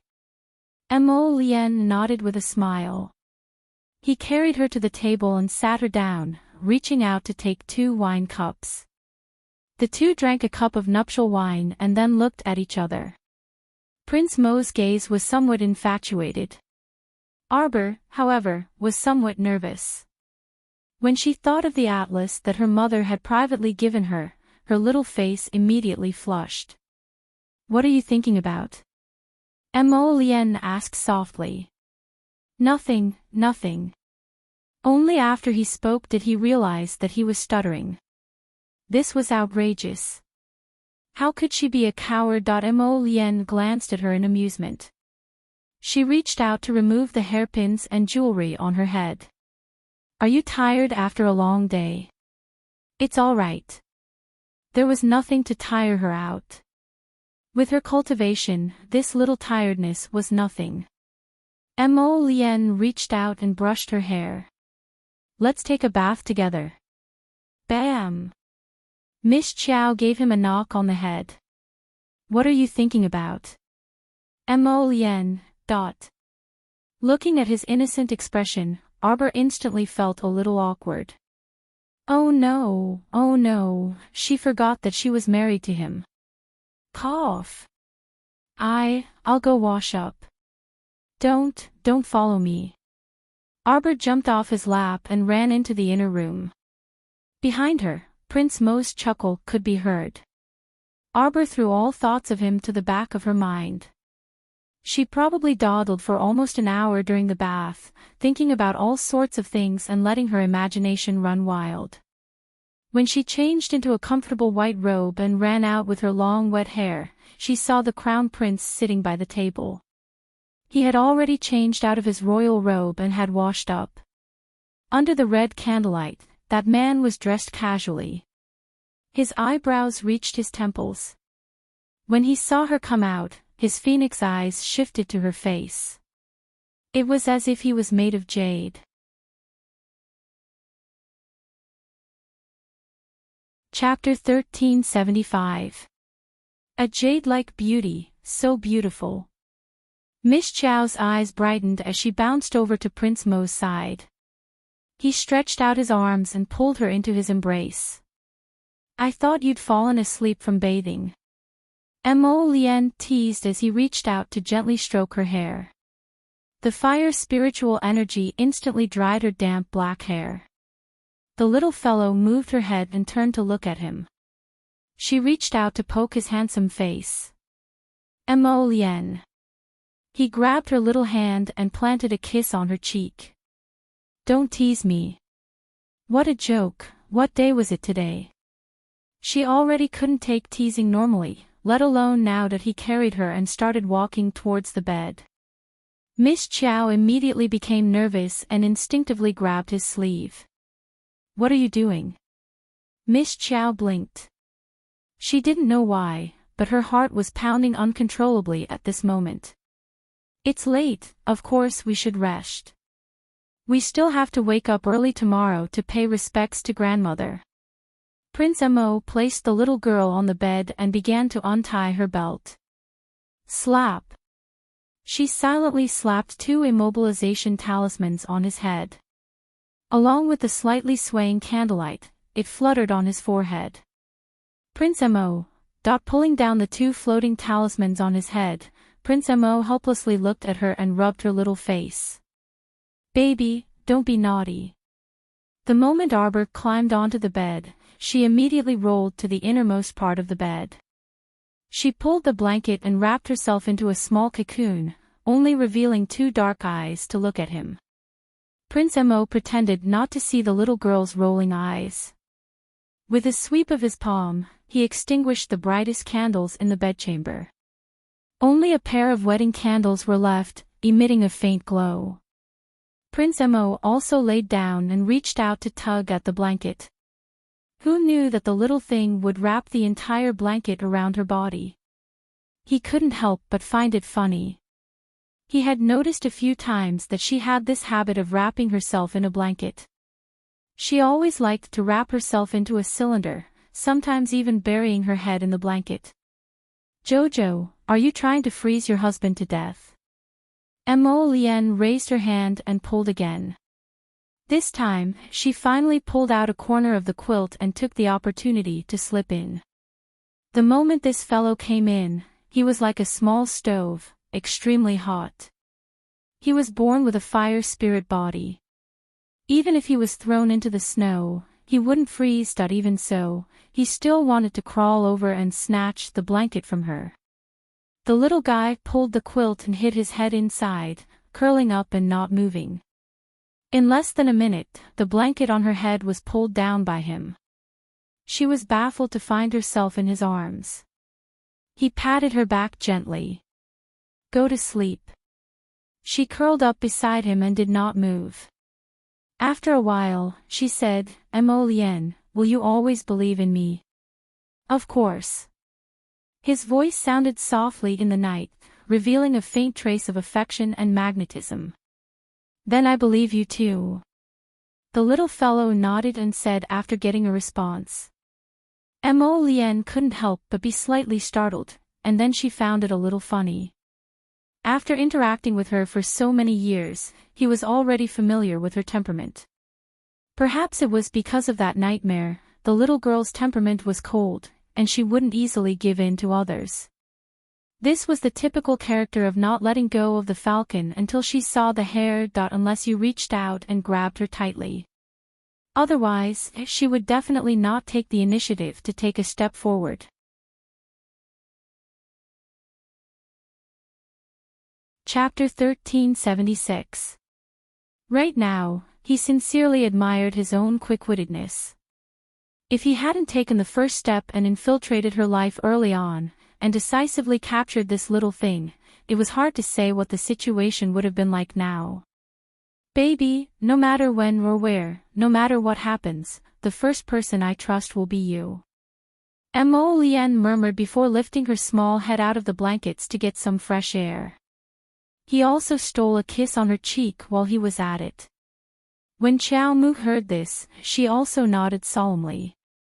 Then the person I trust the most is also you.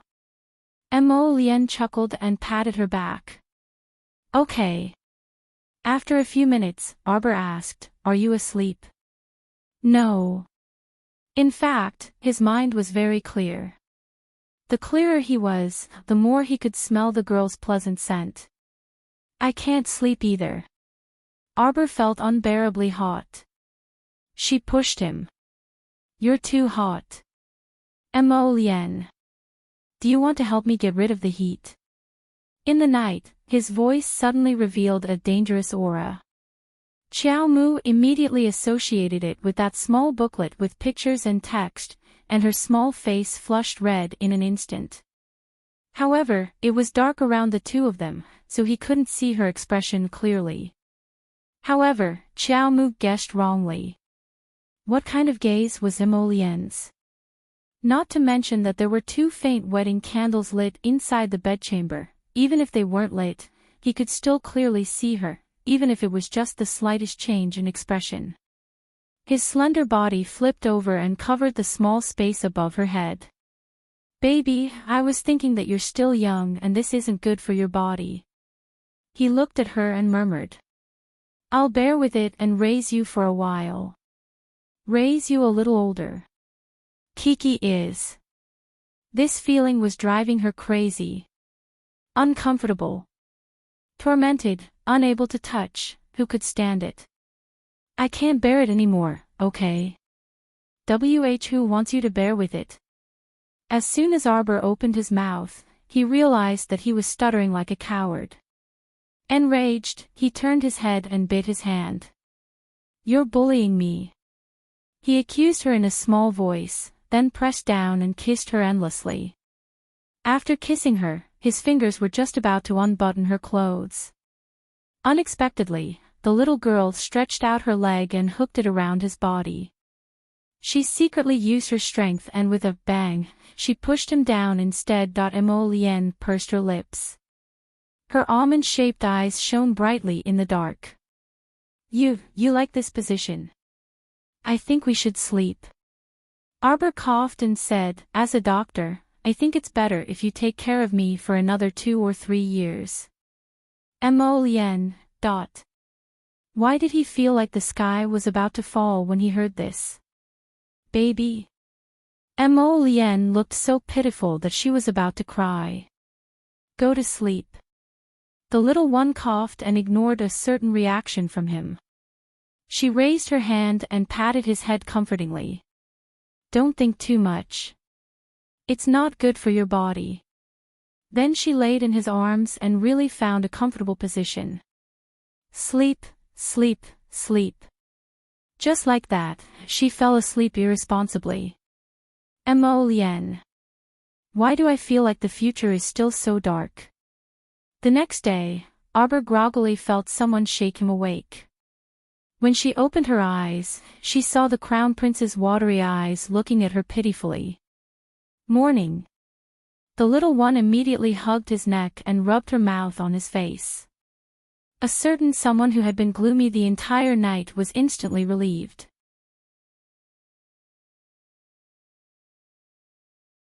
Chapter 1377. After the two of them finished washing up noisily, they put on their formal attire and court attire and headed for the Empress Dowager's Longevity Palace. The great king and the queen were currently chatting with the old Empress Dowager in the Longevity Palace's side chamber when they heard the announcement that the Crown Prince and the Crown Princess have arrived from outside. He immediately raised his head and looked outside. From where he was, he could see a couple walking in hand. At first glance, they truly were jade made by nature and extremely pleasing to the eye. However, her stoic-faced daughter-in-law was still expressionless. Empress Xiao inwardly pursed her lips. Come. Quickly come to grandmother. The Empress Dowager's eyes curved into crescents as she waved at Arbor and patted the brocade couch next to her. Grandmother. Royal father, royal mother. Arbor bowed in succession and walked forward as instructed. There were two elderly women sitting below the Empress Dowager. They looked to be in their early 60s, but Arbor didn't recognize them. The Empress Dowager hooked her arm and pulled her to sit next to her, grinning from ear to ear. Child, this is Consort Dowager Shu of Kanghui Palace. This is Matriarch Hong of the Hong family. Arbor's gaze slid over the two elderly women, and she stood up and bowed to them. The two elderly women didn't dare to be careless and hastily stood up to have her dispense with the formalities. It was said that Matriarch Hong of the Hong family was Her Majesty the Empress Dowager's biological sister. However, that old madam's dark skin and old-fashioned appearance were completely different from the benevolent and plump Empress Dowager. Child, it must have been very tiring to accompany the Crown Prince to Jiaozhong Base to complete a mission, right? It was all right. Arbor actually didn't find it very tiring. However, she was a bit displeased that the disgusting Fan Chioha had appeared. The Empress Dowager looked at her with a grin and nodded. I knew you were a child who could endure hardships. Otherwise, you wouldn't have such a high cultivation at such a young age. Sitting on the side, the great king and the queen couldn't help but look a bit awkward. Their cultivation levels were very low, and in the Empress Dowager's eyes, that meant they couldn't endure hardships. In reality, they couldn't be blamed for not working hard. After all, their constitution and aptitude determined everything. Some mystic cultivators with mediocre aptitude might not be able to break through above level 5 even if they reached mystic cultivation. There were even some who were so pitiful that they couldn't even open their inner worlds. In any case, I've opened my inner world. The Empress Dowager, the Empress Dowager. Cough, Imperial Mother, let the Crown Princess serve the tea first. Empress Dowager nodded repeatedly. The royal maid, who had been waiting for a long time on the side, immediately walked up to Qiao Mu with a saucer in her hands and bowed submissively. Qiao Mu creased her brows and stood there motionlessly. She merely gazed coldly at that royal maid who had her head lowered and was holding up the saucer. Emdowager to Emdowager to Emdowager, Empress Dowager. Seeing that his daughter-in-law was still standing there, he hastily gave his son a look. Prince Mo glanced innocently at his old father and didn't rush Arbor. Instead, he reached out to squeeze her hand. What did you discover? Today, if my hand touches the tea you offered, Empress Dowager will drink it. If she faints after drinking the tea I offered, I probably won't be able to clear my name even if I jump into the Wanghai. Qiao Mu's chilly and desolate voice was like throwing a rock into a lake, immediately creating ripples in the lake. What? What? Empress Xiao widened her eyes in shock. Her sharp gaze instantly swept over the royal maid who hastily knelt down. That royal maid trembled in fright and shook her head repeatedly.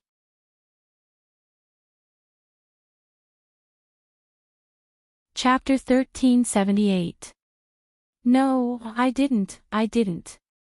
Crown Princess, I definitely didn't poison the Empress Dowager, Crown Princess.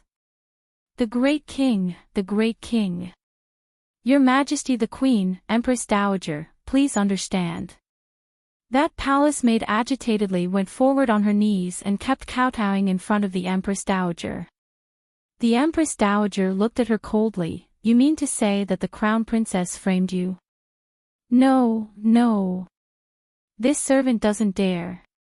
This servant doesn't mean that. The palace maid stammered. Fenggu was so angry that her whole body trembled. She went forward and slapped that palace maid twice. Kai-Chin, you've been with the Empress Dowager for many years. How dare you do such a foolish thing today? Nanny Feng, I didn't do it, it wasn't me.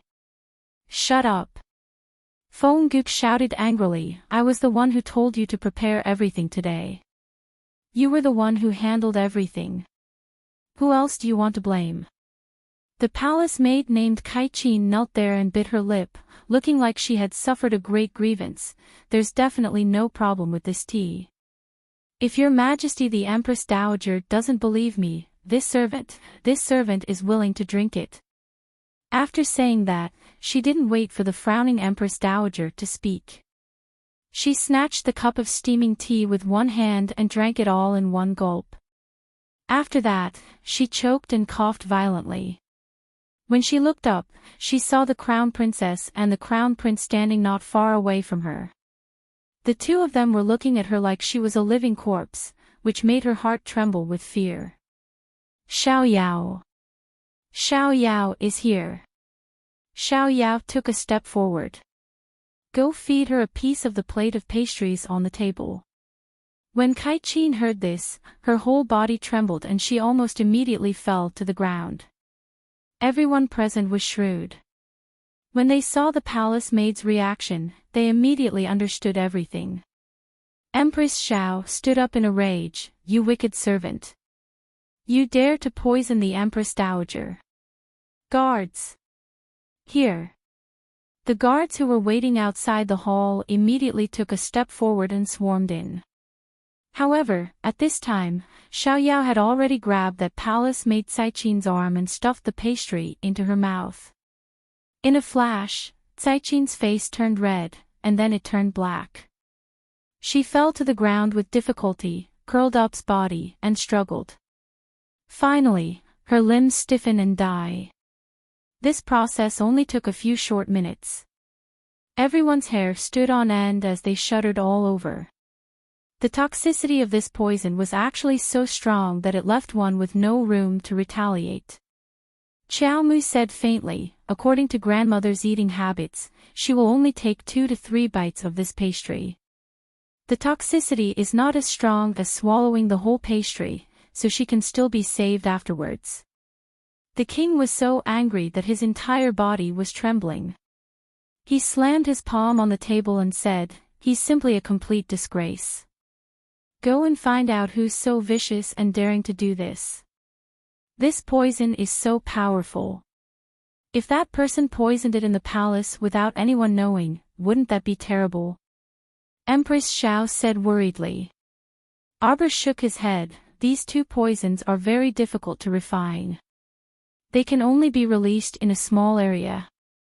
The great king's heart calmed down a little, but he was still a little dissatisfied. You killed this palace maid. How are you going to find out who's the mastermind? There's no need to ask. The Empress Dowager sighed and shook her head. I think I know who it is. Everyone was stunned and looked at the Empress Dowager.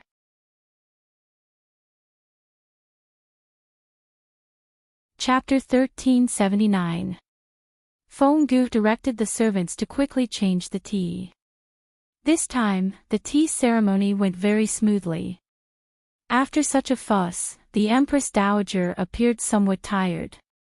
After the tea ceremony, she didn't keep the young couple any longer. Before leaving, she held Arbor's hand and softly comforted him before letting them go. Empress Dowager. Old Madame Hong wanted to argue with the Empress Dowager, but the other party waved at her. Your matter, let's talk about it another day. Old Madame Hong had no choice but to get up and leave, secretly angry. Today, she actually wanted to ask for the Empress Dowager's marriage decree. This old Madame Hong had taken a fancy to the Duan family's 7th Miss, Duan Siren, and wanted to let her grandson marry her. Unfortunately, the Duan family looked down on her poor little Hong family, so she could only shamelessly come to ask the Empress Dowager to write a decree to directly appoint a marriage between Hong Riwei and the Duan family's 7th Miss. Her original intention was to quickly ask for one while the Empress Dowager was in a good mood today. Who knew? She would encounter such an unlucky thing. Someone actually poisoned the Empress Dowager without rhyme or reason. After dismissing everyone, the Empress Dowager sat quietly on the brocade couch, not speaking for a long time. Your Highness. Feng Gu softly called her. The Empress Dowager recovered her senses and smiled at her. What's wrong? Don't worry. All these years, what great storms have I not experienced? Don't mention such a small matter of poisoning. Feng Gu's eyes reddened, and she stepped forward to softly comfort, Your Highness, don't be sad.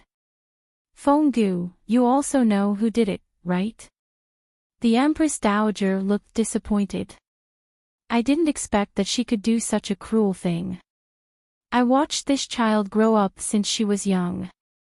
Now, she's so unfamiliar that I don't dare to recognize her. Feng Gu took out a handkerchief and wiped the corners of her eyes. Only the commandery princess can freely enter and leave the Empress Dowager's bedchamber. If you say it has nothing to do with her, this servant also won't believe it. Moreover, she was so close to Kai Qin a while ago. So everything was premeditated. The Empress Dowager sighed softly. How can a person become so terrifying? As she spoke, she shook her head, looking exhausted. Mo Lien held Arbor's hand and walked slowly towards the Eastern Palace. Grandmother is unhappy, Qiao Mu said with a frown. Mo Lien, do you think grandmother is angry with me? Why would grandmother be angry with you? Mo Lien watched as she turned around with a cautious expression on her face. She couldn't help but feel sorry for her. She held her little hand and said, I won't allow you to think about it. No, I just saw that she looked tired. She must be sad because of what happened today. That's because some people's actions made her sad. It has nothing to do with you.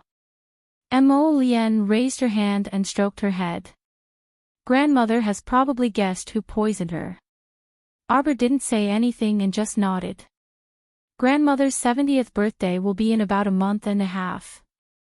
When the time comes, we'll let her relax and be happy. Arbor nodded again. The Empress Dowager and the old lady of the Qiao family were two completely different people. The Empress Dowager was wise, intelligent, and kind. She also hoped that such an old lady could be happy and live a long and healthy life. Then let's think about what gift to give the Empress Dowager. This is the first gift I'm going to give you after we get married. Think about it for me.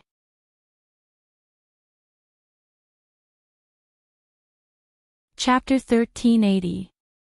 Your Highness, Your Highness. Hui Feng suddenly appeared in front of him and solemnly reported, a group of violent mobs has appeared on South Shiluo Street. They've already broken into private residences and are currently smashing and looting. Mo Lien's expression turned solemn, and Arbor hastily said, Let's hurry over and take a look. The two of them immediately mounted their horses and left the palace. They gathered several thousand Imperial Guards and hurried to South Shiluo Street with Imperial Guard Commander Hui Feng. Shiluo Street was originally a shanty town where many impoverished people were housed. Now that a conflict had broken out, all sorts of drawbacks were revealed. The crowded street was completely packed with people. Fourth Miss Shu Hui was among this crowd, and she was so frightened that all color drained from her face. Fortunately, she had two powerful maidservants who knew martial arts by her side. Otherwise, this fourth miss would have long been torn apart and eaten up by the surrounding mobs. She didn't understand. She had clearly followed eldest sister Shu Quan to this destitute place like Shiluo Street to be charitable and give out food. Everything had been fine at the beginning, so how did it turn into this situation? Several dozen strong and burly men squeezed everywhere with all their might, pushing many old, weak, women, and children to the ground. Shu Quan was surrounded by several guards, and when she saw the opportunity, she hastily reached out to grab two fallen children and hastily dodged to the side. This unforeseen event happened very suddenly, and it was already too late for the guards to step forward and stop them. Those irascible burly men seemed to have gone mad as they stepped on and kicked anyone they saw. Many commoners were injured and fell to the ground with painful groans. Shu Quan tightly clenched her fists, almost unable to believe everything before her eyes. Screwed up, everything was screwed up. Ah! Fourth Miss Shu Hui and the two maidservants beside her were pushed to the side by the crowd. One of the maidservants tightly grabbed Shu Hui's arm and shouted, "Miss, miss." Shu Hui's face was pale from fright, and she lost her footing and fell to the ground. She struggled to stand up, but she was bumped head-on by someone, and she stumbled to the side. As for the maidservant who was grabbing her arm, she was immediately shoved aside. Xiaojiu, Xiaojiu. Shu Hui was so shocked that her voice trembled. She stumbled and fell into the arms of a big, sweaty man. The man immediately embraced her warm and fragrant body and grinned happily. He stretched out his arm and wrapped it around her waist. He bared his teeth and said, "Miss, you're really passionate." "No, no, let go of me, let go." Shu Hui suddenly became anxious, twisting her body anxiously to push the burly man away. However, she was just an ordinary woman. How could she resist the man's strength? In an instant, he grabbed her waist and pulled her into a small alley at the side. "No, no. Ah. Let go of me, sister. Sister, save me." Hua. A loud noise was heard as several crazed brawny men swung their hoes and iron rods and smashed open the two rice vats at the entrance of the food store. White rice flowed out with a gurgling sound. Many people rushed forward to grab the rice with their hands and fought over it. The situation was getting out of hand. "Capture all of the rioters, don't let a single one off." At this moment, Mo Lien rushed over while holding Chow Mu's small hand. "Yes, sir." Everyone shouted in unison. 2,000 Imperial Guardsmen flanked the crowd from the left and right. They orderly scattered into 100 groups, holding long ropes and iron hooks. When they saw the vicious brawny men, they urged their horses forward and hooked them down. Then, they used the long ropes to firmly wrap around their necks and urged their horses to whip them away. "I'll make it 8. These 2 days are too busy during the day. I'll give you 10 on Saturday."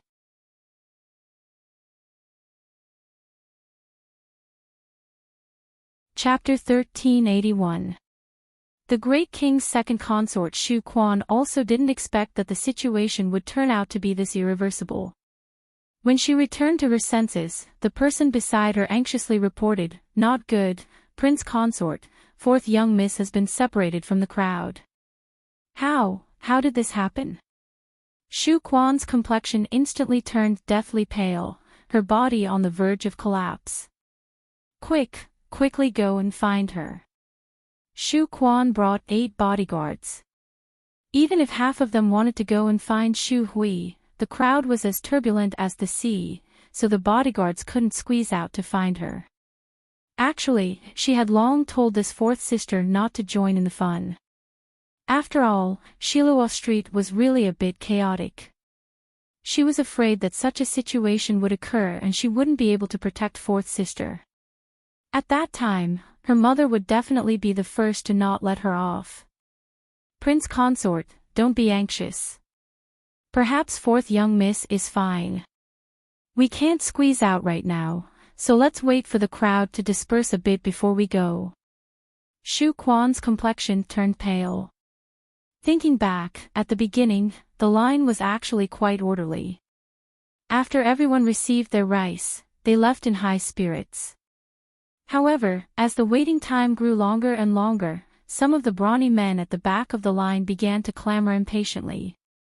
A perfectly good rice distribution trip ultimately turned into a violent riot. The most pitiful ones were those poor commoners who didn't even have the strength to truss a chicken. Those who escaped quickly were able to avoid this calamity, but those who were too slow had their fists swung at their heads. Just as they were feeling anxious, 2,000 Imperial Guards arrived with the Crown Prince and Crown Princess. The moment they arrived, the chaotic situation was under control. His Highness. His Highness. The great king's second consort Shu Quan cried out in surprise and joy. She and the others also cried out excitedly, His Highness is here, it's His Highness is here. We're saved, that's great. These 2,000 elite soldiers were well trained and had astonishing mobility. In a short while, the 30 to 50 brawny men who were causing trouble were completely subdued. Speaking of which, those brawny men were mostly ordinary people, just a bit stronger than the average person. It was truly too easy for 2,000 well-trained Imperial guards to deal with them.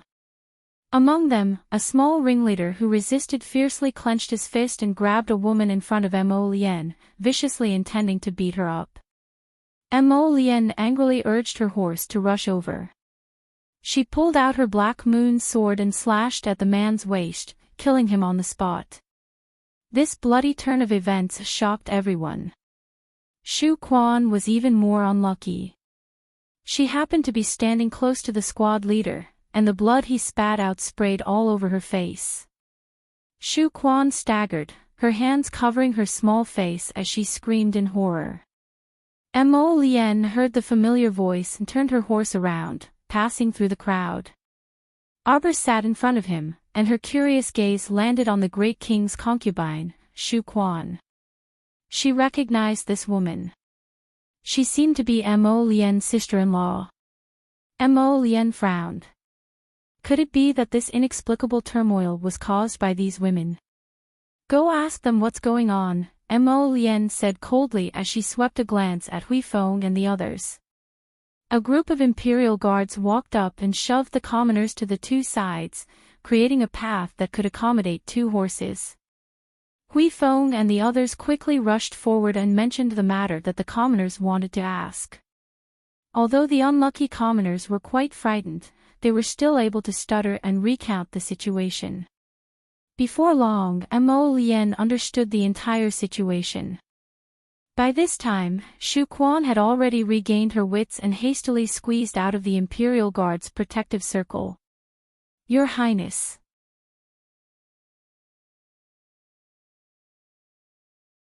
Chapter 1382. Your Highness.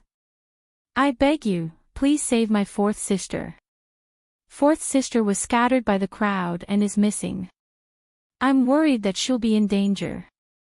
Shu Quan looked distressed as she went forward to beg. The Crown Prince frowned as he looked at her and asked, Does Royal Brother know that you came to Shiluo Street to distribute rice? Shu Quan used a handkerchief to wipe her tears and sweat as she nodded repeatedly. Simply nonsense, Mo Lien reprimanded. Shiluo Street was originally filled with poor people. Every time the imperial court distributed rice, they would send out troops to maintain order. They were afraid that something would go wrong and a good thing would turn into a bad thing. Yet these women in front of her dared to come to the slums with just 7 or 8 guards. Did they have brains or not? Usually, this sister-in-law of hers was still considered calm and magnanimous. She didn't expect her to do such a foolish thing. Could it be that her intelligence had been lowered after being with Brother Great King for so long? Actually, Shu Quan felt very bitter in her heart. Previously, the Great King had said that he would open a house of treasures with someone and talked about how much money it could make. He had even encouraged her to move all of her family's valuables into the house of treasures. In the end, the treasures were all stolen on the first day of business. Not only did they lose everything, they even owed quite a bit of debt. The monthly salary that the imperial court distributed wasn't enough to cover their expenses. After all, there was such a large family and the great king's concubines were too many to count. It really made it difficult for them to make ends meet. Raising guards and maids also required food and money. Recently, the great king's estate had almost reached the point where it couldn't make ends meet. Who knew how many of the maids, servants, and guards in the estate had scattered? Now that they were relying on her dowry to cover their expenses, she didn't know how long they could last. 2 days ago, her husband had listened to someone's suggestion and whimsically said that he wanted to come to Shiluo Street to distribute rice and gain some popular support. She had already analyzed the difficulty of winning the popular support with her husband. Now that the entire imperial court followed His Highness the Crown Prince's lead, the commoners were also full of praise for His Highness the Crown Prince. Could it be that you thought that by casually distributing rice or something, you could immediately gain the favor of a large group of people? That's impossible. There wasn't much food left in the mansion, but the great king's son was stubborn and stubborn. He only asked for the results and never asked about the process. Helpless, Shu Quan braced herself and came. In the end, the rice distribution had caused a huge commotion. Now, even his younger sister had been lost. It was really a thankless task. The most important thing now was to find fourth sister and bring her back. Everything else could be discussed. Since it was a request from the great king's consort, Mo Lien would not turn a blind eye to it. With a look, several small groups of imperial guards spread out and searched the nearby alleys. Shu Quan looked at Mo Lien helplessly and anxiously muttered to herself, "What to do, what to do?" Meanwhile, Mo Lien dismounted while holding Chao Mu's hand, and he had the accompanying physicians examine the injuries of the nearby commoners. The commoners seemed to have found their backbone. Under the leadership of the Imperial Army commander, they lined up in an orderly manner to wait for the doctors to check on their injuries. Those with more serious injuries were carried to the front. After a round of treatment, a very young doctor from the Imperial Physician Building came forward and bowed to Mo Lien. "Your Highness, most of the commoners only have superficial injuries. Only 2 have slightly more serious injuries. Their hands and feet are fractured and need to be set." Mo Lien nodded. At this time, the small groups of imperial guards that had spread out to search for Shu Hui also rushed back.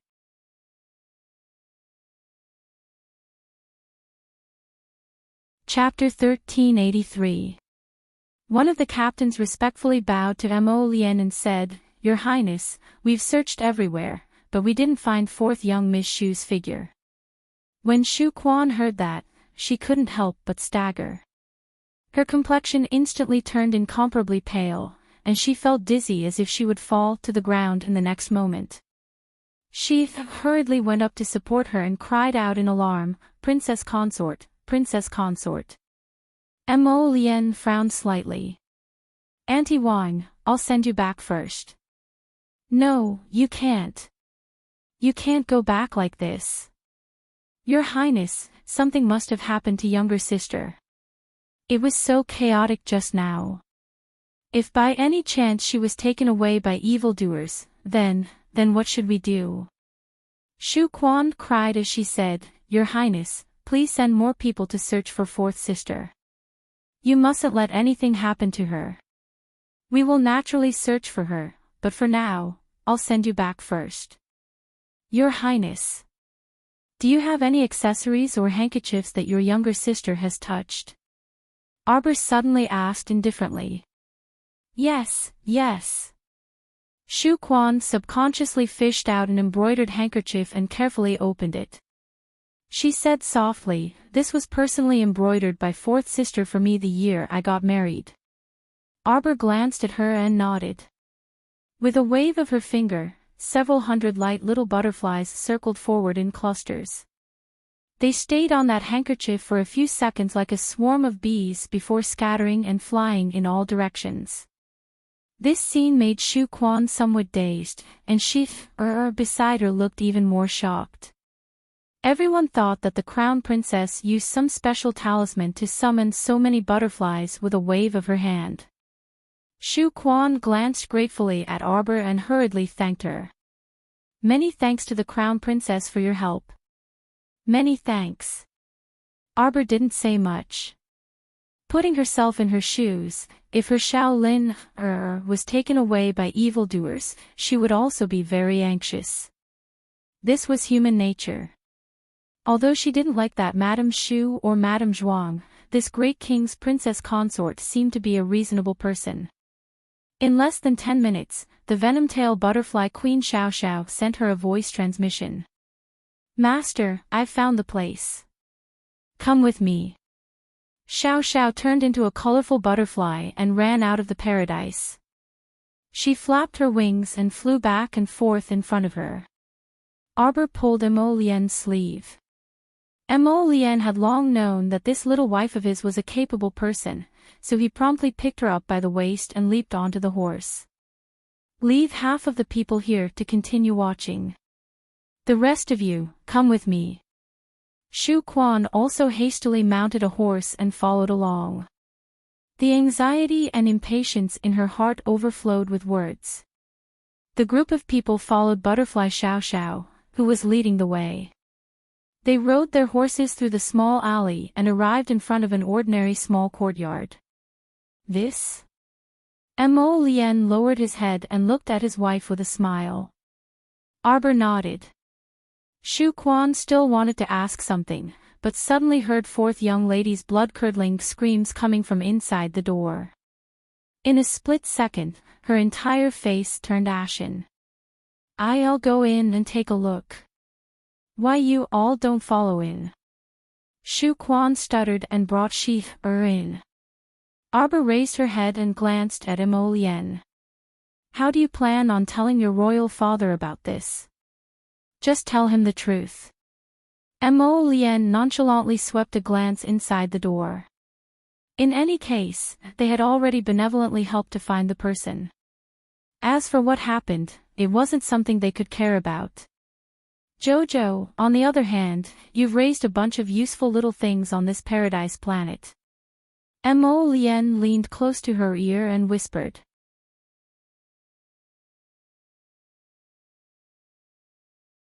Chapter 1384. Arbor nodded, muttering softly to him, I've been raising them for a long time.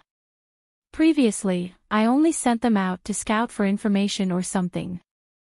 Recently, Xiao Xiao told me that they've been accumulating mystic energy in my paradise planet, and they've also advanced in rank. Now, they can rely on a wisp of aura to distinguish and track. Mo Lien's eyes brightened. That's really great, Jojo. In the future, I'll have to rely on you to find anything. Mwah. As he spoke, he even took advantage of the fact that she wasn't paying attention to give her a peck on the cheek. Qiao Mu's face instantly flushed red, and she looked around with a guilty conscience. However, she only saw the royal guards lining up behind them like door gods. They were all looking down, as if they hadn't seen anything at all. Her little fist hammered him hard, and she rolled her eyes at him. Don't flirt. I'm not flirting. Prince Mo had an innocent expression as he blinked at her and said, I'm just communicating normally with my wife. Ha, so funny. Arbor swept him a speechless glance. The crown prince immediately waved his hand, leaving behind 100 imperial guards to escort Shu Quan and her sister back. The rest continued to follow him back to South Shiluo Street where they had caused a ruckus back then. By now, the buzzing crowd had already dispersed by quite a bit. The ground was littered with broken pieces, rubble, wooden shelves, and the like. Arbor's eyes flashed, and her gaze landed on a little girl who was sitting in front of a garbage dump on the street corner, bawling loudly. The girl's mother was currently hugging and coaxing a little boy, so how could she have the time to care about the little girl sitting on the garbage dump? This scene could be seen everywhere in the slums of Shiluo Street. Arbor shook her head. Have you distributed the winter fruits from last time? Mo Lien nodded. It was handed over to Song Yuan. He did a pretty good job, getting a portion of the people to work. The winter fruits will be their monthly salary, isn't that great? Xiao Mu also nodded when she heard this. She also did not advocate giving it away for free, especially those able-bodied young laborers. They absolutely could not be condoned for being carefree and abhorring work. Receiving rewards for labor was the right way to go. I've collected a lot of winter fruits. I'll give them all to you. Arbor handed over a dozen storage talismans to Mo Lien. Mo Lien was immediately displeased. No, how can I let my wife bleed every time? Arbor looked at him silently and told him honestly, it really can't fit anymore. It's all piled up on the ground outside the warehouse. You can go and see for yourself tonight. Lien. All right, his little wife was too rich. Since the little rich woman didn't care, he would just keep it. He would just treat it as helping his wife to consume her food, hee. If word got out, people would laugh their heads off. Helping to consume food. In this day and age, who didn't hide some food? Only this little oddball could do this. The defensive wall on the west side needs to be reinforced. When the time comes, I'll have official song come to Shiluo Street to issue missions and then select the best able-bodied laborers.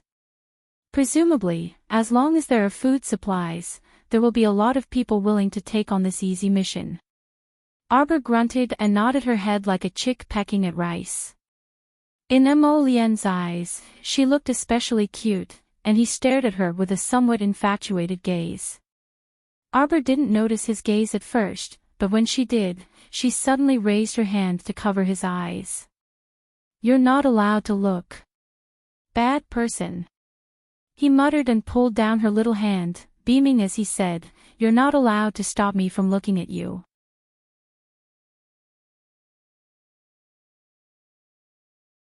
Chapter 1385. Arbor lightly spat at him. Who would have thought that after this guy got married, he would become impudent in front of others? He wrapped an arm around her waist and smiled at her with narrowed eyes. What are you spitting at? I only have you as my wife, so who else can I look at if not you? Wife, daughter-in-law. His demonic voice reverberated through the air. Arbor burst into laughter. Looking at this guy, she couldn't help but laugh. Shameless. She reached out to pinch his waist, but she felt that the muscles under his clothes were distinct and so stiff that it hurt her little hand. What do I need to be embarrassed about in front of my daughter-in-law? Mo Lien innocently rubbed against her. Don't mess around. Arbor pushed him away and looked up at him. I'm talking to you about something serious. Speak. I plan to come to Shiluo Street tomorrow to distribute grain, but I have a condition first. I'll only distribute to the old, weak, women, and children. Those young and strong shouldn't even think about getting a grain of rice from me for free. The Crown Prince's eyes lit up. Jojo, you want to win over the hearts of the people for your husband, right? Arbor, that I think you're thinking too much.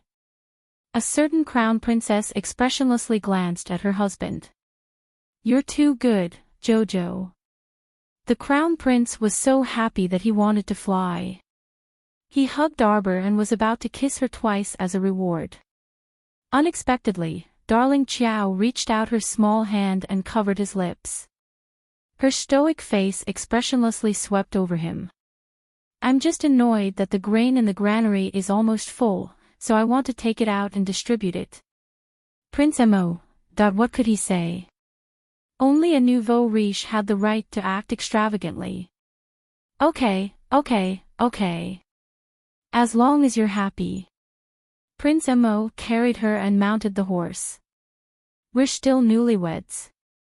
Look at how busy you are. Tomorrow, your husband will come with you to distribute grain, okay? Oh, you want to win over the hearts of the people, right? Prince Mo. Does this crown prince need something like the hearts of the people? Isn't that something you can summon with a wave of your hand? Braggart. Arbor glanced at this confident fellow. Where did you throw the venerable Peach Blossom Immortal to? I haven't seen him for 2 days. Mo Lien smiled. Don't worry, he's living very well. At this time, a certain venerable immortal, who was being talked about by Arbor, popped his head out from a pile of bejeweled nectar and raised his cup to Hidden Flower. Drink, continue drinking. I'll drink you to death. Hidden Flower silently felt that his life was really bitter. As His Highness subordinate, he had to run around pretending to be a corpse puppet to complete a mission, and then he had to be in charge of drinking with this venerable immortal who would collapse after one jug and whose alcohol tolerance was extremely poor. It was simply too much. He was the captain of the secret pavilion, but he ended up following such an unreliable master. Mo Lien thought to himself, are you kidding me? How could he let such a big candle come and ruin his and his wife's wedding life? How could Arbor know that a certain black-bellied person would treat a venerable immortal like this? Hearing this, he nodded without any suspicion. It's right to treat him well. He's quite powerful. Who knows, we might need his help in the future. However, this deity-inviting talisman was a bit strange. Why was it that the venerable Peach Blossom Immortal still hadn't returned after 3 to 5 days? Mo Lien carried Arbor and rode towards the palace. She leaned close to her ear and whispered, Jojo, you clearly saw that those women and children were pitiful, so you wanted to go and distribute grain. She even said that she had too much grain and couldn't put it down. This child was always stubborn. This little fellow had always been someone who only knew how to do things but didn't say anything. Her personality was very worrying.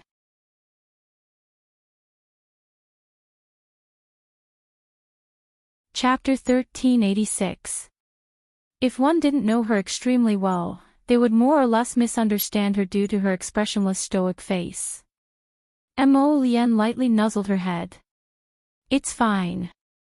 Even if the entire world doesn't understand you, there's still me who understands you.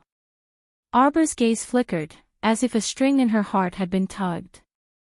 She looked up with her watery eyes and glanced at him. Clip-clop, clip-clop, clip-clop. A date red horse galloped toward them as fast as lightning. Arbor turned around to look, and her small mouth involuntarily twitched. Huifeng's hobby is quite unique. He actually chose such a bright red horse. A black-clothed youth sitting on a red blazing horse was truly an extremely comical scene. I also think he's ugly riding it. Mo Lien quietly complained to his wife, say, how great would it be if such a blazing precious horse were to sit on my Jojo? My Jojo is so beautiful, so wouldn't she be even more beautiful sitting on this blazing date horse? Arbor actually nodded in agreement. That should be the case. The Royal Guard Commander Huifeng, who had been listening to the young couple's complaints, couldn't help but want to roll his eyes. What to do? His two masters were each more thick-skinned than the other. This simply refreshed his deep understanding of this world. Your Highness. Huifeng caught up and gallantly cupped his hands at the two of them from his horse. Mo Lien quietly said to her wife, look at him, he just had to catch up and disturb our two-person world. Why did I take in such a dumb subordinate? Arbor immediately nodded empathetically. Actually, none of the subordinates you took in from the Hidden Night Pavilion are smart. They're all rather dumb and adorable. Mo Lien. Your Highness, the Shu family's fourth miss has been rescued. Mo Lien glared at Huifeng. You hurried over just to report such an insignificant matter. Huifeng was a bit dumbfounded. Didn't His Highness ask him to stay there with 100 Imperial guards to observe the situation?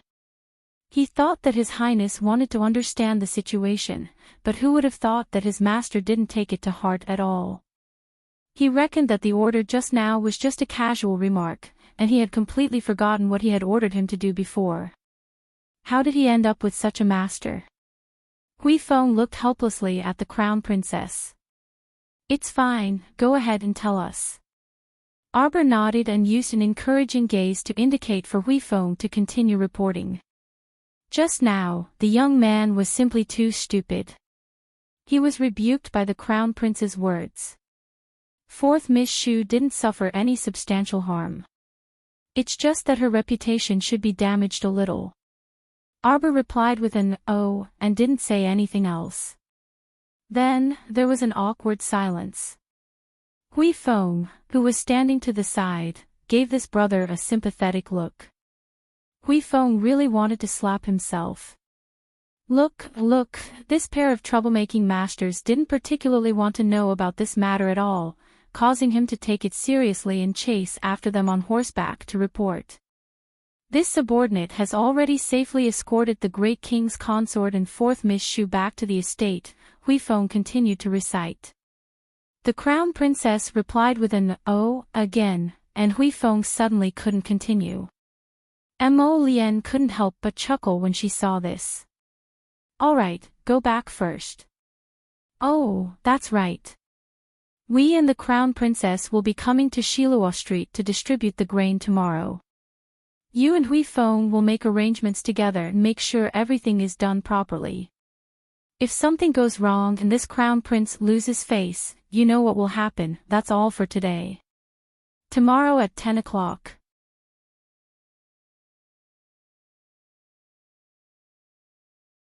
Chapter 1387.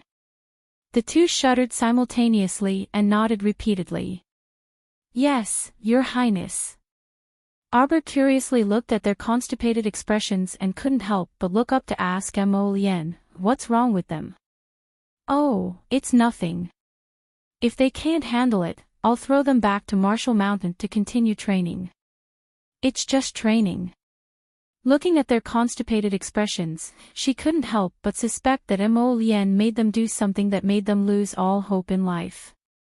Prince Mo couldn't help but chuckle without saying anything. After the two of them rode back to the palace, the crown prince went to the king's palace to report the conflict, this time to the old great king. The extremely bored Arbor took out the bone-forging pill the sapling gave her with a flip of her hand. Suddenly, she heard the sapling excitedly shout in her conscience, Master, you're finally planning to use this bone-forging pill, right? No. The little stoic's 3 words immediately extinguished the sapling Cho's enthusiasm. This master was becoming more and more improper. I'm going to distribute rice tomorrow and return home the day after tomorrow. Arbor counted with her fingers as if she was familiar with her family's treasures. The day after tomorrow, I'll eat your bone-forging pill the day after tomorrow. She kept feeling that the sapling seemed to be obsessed with this bone-forging pill and didn't know if it would trick her. Oh. The sapling responded, Master, I'm telling you, I won't trick you. You'll know after eating it. This bone-forging pill is a very good pill. After eating it, your bone marrow and meridians will be greatly improved. The effect depends on the individual. Some people can be reborn from mortal bones to mystic bones, and some people can even reach spiritual bones in a single bound. Oh. Master, aren't you excited? Cho continued to prattle, I feel like you might become that person who reaches the heavens in a single bound. Arbor sat on the bed and ate 2 snacks from a box. She couldn't help but laugh when she heard this. Why would you think that? Because you're master. Every time you advance, you create miracles. Jojo liked this explanation. Xiao Mu blinked. If the sapling was by her side right now, she would definitely gently stroke its dog head. Master, it's boring to be idle. Why don't we go around the palace and see if there are any fresh animals to be kept in Paradise Planet? Good idea. Xiao Mu immediately put away the snack box and jumped to the ground. Cho, you truly do your best for Master. The little tray ant climbed onto her shoulder and danced with joy. Cho will not hesitate to go through fire and water for Master. The man and the tray ant walked out of the Eastern Palace and strolled around the palace as if they were strolling in their own backyard. Master, there must be a small breeding farm in the palace. I'm guessing it's near the kitchen. I thought so too. Arbor nodded. We don't ask for much. 3 to 5 of each kind of small animal will be enough. The little tray ant giggled. Arbor nodded and walked along the high palace walls. There were layers upon layers of pavilions, green tiles, and vermilion eaves. Whenever she met a palace servant who bowed to her, Arbor would just nod perfunctorily and pass by. A soft sedan embroidered with blue and white flowers turned a corner and bumped towards her.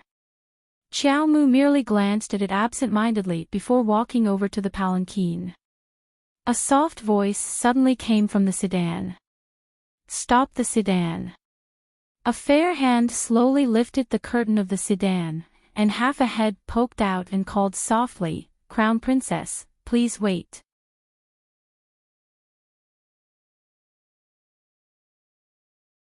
Chapter 1388. Arbor stopped in her tracks and turned to look at the sedan chair. Commandery Princess and walked out of the sedan chair with light steps and said with a smile, and greets the Crown Princess." Arbor nodded expressionlessly before retracting her gaze and turning to walk towards the royal kitchen. Commandery Princess Anne's smile froze on her face. She didn't expect that the young Crown Princess before her would not even bother to look at her. "Crown Princess."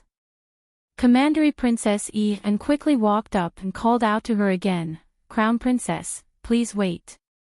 She signaled the two sedan bearers with her eyes, and they leaped forward gracefully to block Xiao Mu's path. Arbor creased her brows, feeling displeased. She wanted to go to the imperial kitchen to see if there were any farms nearby.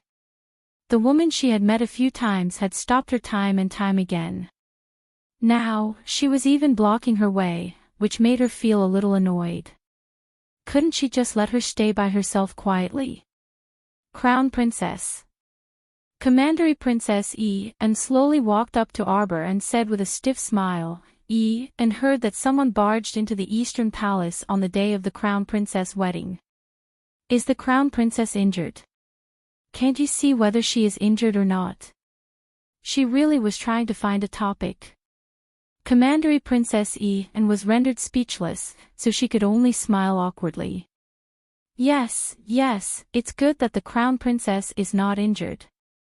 Anne has been very worried these past 2 days. You don't look like you are worried about me. Arbor glanced at her. Anne wished for nothing more than to tear the young Crown Princess's mouth apart. Her words were simply too infuriating.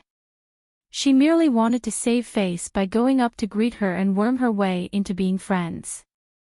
After all, they would be seeing each other frequently in this palace in the future. Yet this young Crown Princess was so unapproachable. "Crown Princess." Arbor raised his hand to stop her. "I have something to do now. Tell your men to move aside." Who would have the time to continue bickering with her here? They weren't very familiar with each other, so why did she have to pretend that they were so familiar with each other? It was simply ridiculous.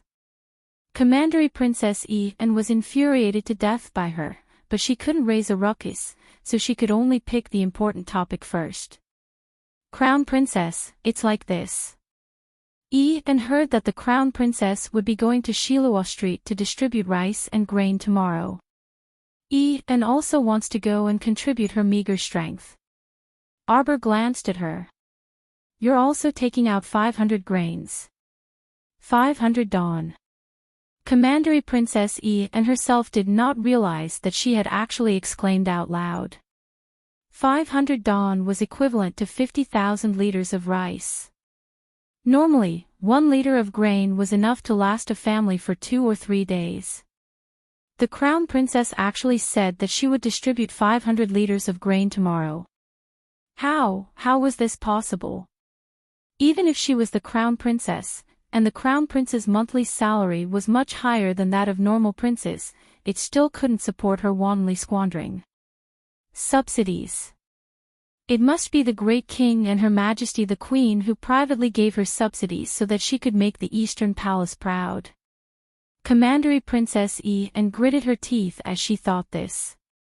She couldn't resist retorting with a stiff smile, "How is that possible? Anne just wants to go and help the Crown Princess." "Liar." Arbor immediately turned hostile and glared at her mercilessly. "You said that you would do your part, but it turns out that you don't even want to take out a single bucket of rice. Then what use do I have for you? There are so many servants in the Eastern Palace. Do I still need a commandery princess like you to come and help?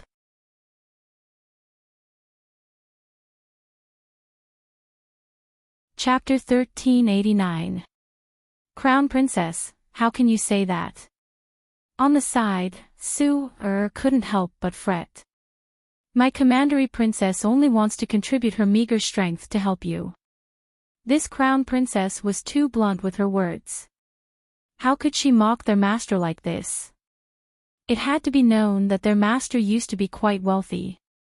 If it weren't for the fact that she had spent an astronomical price to purchase a prolongation pill at the House of Treasures that day, she wouldn't have had such a hard time recently.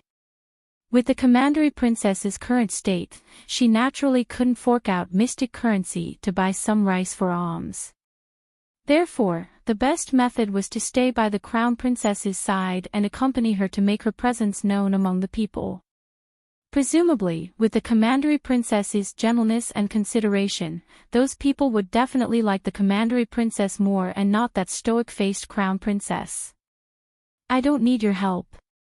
You aren't even forking out any rice, yet you are vainly trying to help me earn rice. A dignified commandery princess doesn't even find it embarrassing. Arbor's harsh words simply made commandery princess and topple over in anger. What rice did I earn? Crown princess, speak clearly. How could there be such an unreasonable person in this world, able to make someone stomp her feet in anger with just 3 sentences? Is that not the case? The young crown princess swept her an expressionless glance. The harem issues a monthly stipend every month, and you are not an exception. Yet you are still fighting with a bunch of junior royal maids and junior eunuchs for private work. You are simply petty. What? Commandery princess. Sue was also so angry that her stomach was about to burst. She glared at Arbor as she supported commandery princess Eve. Crown princess, please watch your words. When did our commandery princess earn any rice from you? If you are afraid that she will steal your limelight, then just say so. Why find all kinds of weird excuses? The young crown princess swept a glance at the master and servant pair before scolding them for being crazy. Then she trotted away along the palace wall without looking back. The sapling Chocho, who was sitting on her shoulder, simply laughed until his stomach hurt. He knew his little master too well. This child simply despised commandery princess and from the bottom of her heart. There was no other reason than commandery princess and being petty. It should be known that the little crown princess had given a small task in the Eastern Palace. Whoever was willing to accompany her to stand on the street and distribute rice tomorrow would be rewarded with a bucket of rice every 2 hours. If there were many people who received rice and the distribution time was extended, the reward would be increased by a bucket of rice every 2 hours. As soon as this small task was announced, all the little eunuchs and palace maids in the Eastern Palace fought to do it. Even if they had no use for the food in the Eastern Palace, they could still secretly send it out of the palace to their families. Besides, who would complain about having too much food in this day and age? Arbor ordered 10 little palace maids and 10 little eunuchs to help. She only needed 20 people, not one more. After the list of tasks was released, those eunuchs and palace maids who had not been selected looked disappointed. Commandery Princess and actually wanted to snatch the rice bowl of one of the royal maids or eunuchs just like this. Simply preposterous and shameless. How would know that the young crown princess had such thoughts? She thought that the crown princess had rejected her because she had seen through her feelings for His Highness the Crown Prince. Because she had clearly heard that His Highness the Crown Prince would be accompanying the crown princess to the rice distribution tomorrow. She only wanted to create more opportunities to interact with His Highness. Did she also have to be rejected? Commandery Princess Anne's eyes flickered as she watched the crown princess's departing figure in disappointment.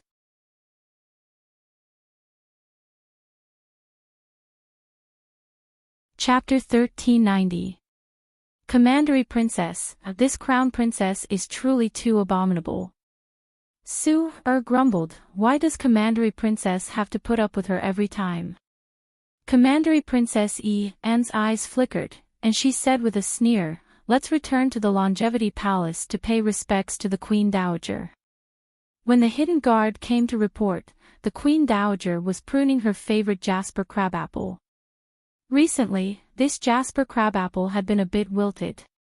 Perhaps it was because of the weather, but the Queen Dowager's heart ached terribly. She ordered people to move it back from the gardener's place and personally took care of it. After hearing the hidden guard recount the dispute between the Crown Princess and Commandery Princess and word for word, the Queen Dowager was startled for a moment before suddenly bursting into laughter. The hidden guard twitched his mouth as he reported, this subordinate heard that the Crown Princess issued a mission in the Eastern Palace, and all the royal maids and eunuchs signed up. However, only 20 people stood out. This oddball Crown Princess. The rest of the people were randomly assigned by the master to follow along. Yet she actually gave them a reward and a quota for the trip. The Queen Dowager put down the scissors in her hand and nodded repeatedly with a smile. This granddaughter-in-law of mine is truly interesting. I actually feel that her methods are quite good.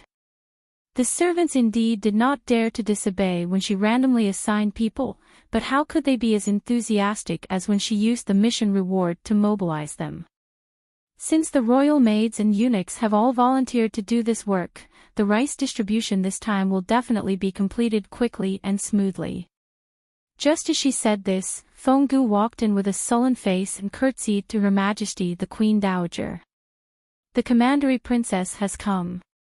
The Queen Dowager's smile faded slightly, and she turned to look indifferently at Commandery Princess An, who had gracefully entered. An pays respects to the Queen Dowager. Commandery Princess An kept feeling that the Queen Dowager was lukewarm toward her these past 2 days. Even her gaze sometimes appeared extremely indifferent. Unlike in the past, when the Queen Dowager would beckon her to sit next to her with a smile every time she saw her. An, is something the matter? The Queen Dowager asked with a smile as she continued to prune the Jasper crabapple, contemplating where to cut. This Jasper crabapple was her favorite, so she absolutely could not let it die. An walked up with a glint in her eyes as she said with a smile, reporting to the Queen Dowager, An wants to leave the palace early tomorrow morning. Oh. The Empress Dowager glanced at her. What's the matter? Commandery Princess An said with a faint smile, and heard that the great king's son Consort caused quite a stir when she went to Shiluo Street to distribute rice. On the other hand, some of the pitiful commoners on Shiluo Street had suffered injuries of varying sizes. And feels that they are very pitiful, so she wants to bring Sue over to pay them a visit tomorrow. The scissors in the Empress Dowager's hand paused for a moment before she smiled and said, that won't be necessary. The Crown Prince has already reported to the Great King.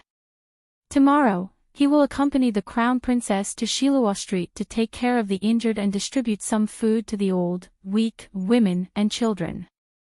I think that the Crown Princess's decision is very good. I have already agreed and sent Granny Zhong to go with them. Commandery Princess Anne's heart skipped a beat. It turned out that the Queen Dowager already knew about this matter. As expected, she had underestimated how well-informed the Queen Dowager was. Anne quickly forced a smile.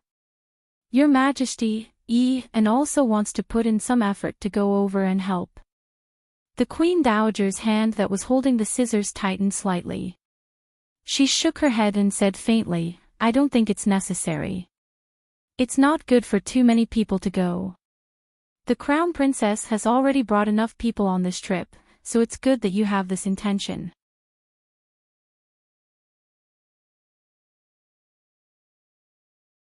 Chapter 1391. When Anne heard this, her pupils involuntarily contracted. No, it wasn't her misconception. The Queen Dowager actually rejected her. Her original intention was to complain to the Queen Dowager. It would be best if she could persuade the Queen Dowager to give the order to arrange for her to be part of the Crown Princess's entourage tomorrow. At that time, no matter how unwilling the Crown Princess was, she had the Queen Dowager's verbal edict. Could it be that the Crown Princess could still make things difficult for her? As long as she had a few more chances to interact with His Highness the Crown Prince and let him clearly see her gentleness, generosity, and beauty, then there would still be a lot of hope for her future. But now, the Queen Dowager actually rejected her. Could it be that she had done something wrong that caused the Queen Dowager to dislike her? Commandery Princess Ian was perplexed, but she had no other solution. The Queen Dowager had already spoken, so she couldn't pester her any further to avoid incurring Her Majesty the Queen Dowager's disdain. After she left, Fenggu couldn't resist scolding. In the past, I didn't realize that the Commandery Princess was such a pretentious person. Now that I look at it, she really has gone overboard with her pretense. Isn't that so? The Crown Princess had clearly rejected her going to help, yet she still dares to beg Her Majesty now. Nanny Zhong also retorted angrily, what does she think of herself as the Queen Dowager? If Her Majesty the Queen Dowager really agreed to her request and stuffed her into the Crown Princess's entourage, what would the Crown Princess think? The Queen Dowager sighed and said with a shake of her head, I still remember when she was young. When I brought her into the palace, she was only 9 years old. At that time, she was so small and skinny, like an overly frightened small animal. She would panic at everyone she saw. For a whole half a year, she would wake up from nightmares in the middle of the night every time. That's right. Her Majesty the Queen Dowager personally brought her to her bedchamber and took care of her for half a year. Fenggu gritted her teeth and said, yet unexpectedly, she raised an ingrate who would poison Her Majesty the Queen Dowager now. This old servant still feels that we should send the Commandery Princess far away as soon as possible or marry her off as soon as possible. Nanny Zhong also said coldly, you should know that if there is a first time, there will be a second time. She can often enter Her Highness's bedroom, who knows if there will be a next time. The Empress Dowager let out a long sigh, put down the scissors in her hand, and glanced at the wilted jasper begonia. This flower can't grow long. It's the same with people. They will go astray if they are raised. I don't know when they will go astray. Your Highness, don't worry. This jasper begonia can still be saved. This servant will post a mission in the city tomorrow and invite the best gardeners into the palace. The next day, the Crown Princess woke up early in the morning and led 20 junior palace maids and eunuchs, setting off with the Crown Prince's group towards Shiluo Street in a grandiose manner. The accompanying 1,000 imperial guards maintained order. When they arrived at the entrance of Shiluo Street, a group of junior palace maids and eunuchs began to set up a stall, dividing up the work and working together very quickly. 2 young eunuchs stood in front of several rice buckets, waiting for orders. The other 2 eunuchs held a booklet for registering grain, ready to record at any time. Very quickly, a queue formed at the entrance of Shiluo Street. The junior leader of the Imperial Guards maintained order while constantly reminding the commoners in the queue, have you all seen the announcement? Elderly people who have reached the age of 55 and children under the age of 16, regardless of gender, can receive 5 liters of rice. Don't push and shove each other, and even more, don't cut in line. Once it is discovered that someone is disrupting order, your qualifications to receive it will be revoked. Everyone's hearts burned, and their expressions were slightly agitated as they whispered to each other and discussed animatedly, continuing at night.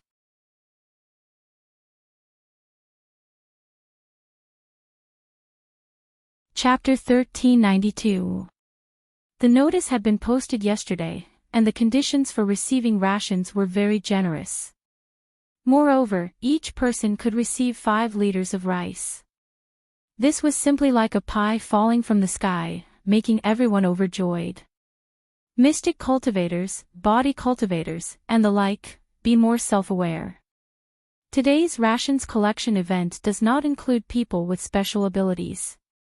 Once they are tested to have mystic energy or other abilities and come to falsely claim rations, they will all be arrested and thrown into prison.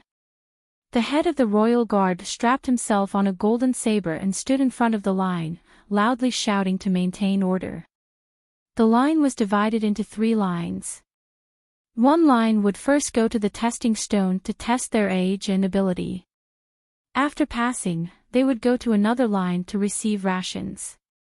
After receiving their rations, they would go to the 3rd line and stamp a red mark on their elbows to indicate that they had received their rations.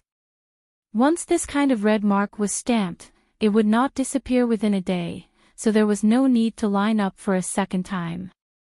Along the way, if they moved quickly, it would not take too much time, so the line's movement speed was still very fast. The junior eunuchs and junior royal maids divided up the work. Some scooped rice, some stamped, and others went to register and move the rations. All the elderly and children who received rations were all beaming with joy. Once it is discovered that someone has stolen rations, they will be punished according to the highest punishment, so do not have any wishful thinking. The royal guard commander, Hui Feng, loudly said, "This time, other than distributing rations, another mission will be issued. All the residents of Shiluo Street, regardless of whether they are in the shed area or in the private houses, can accept the mission to repair the western city wall.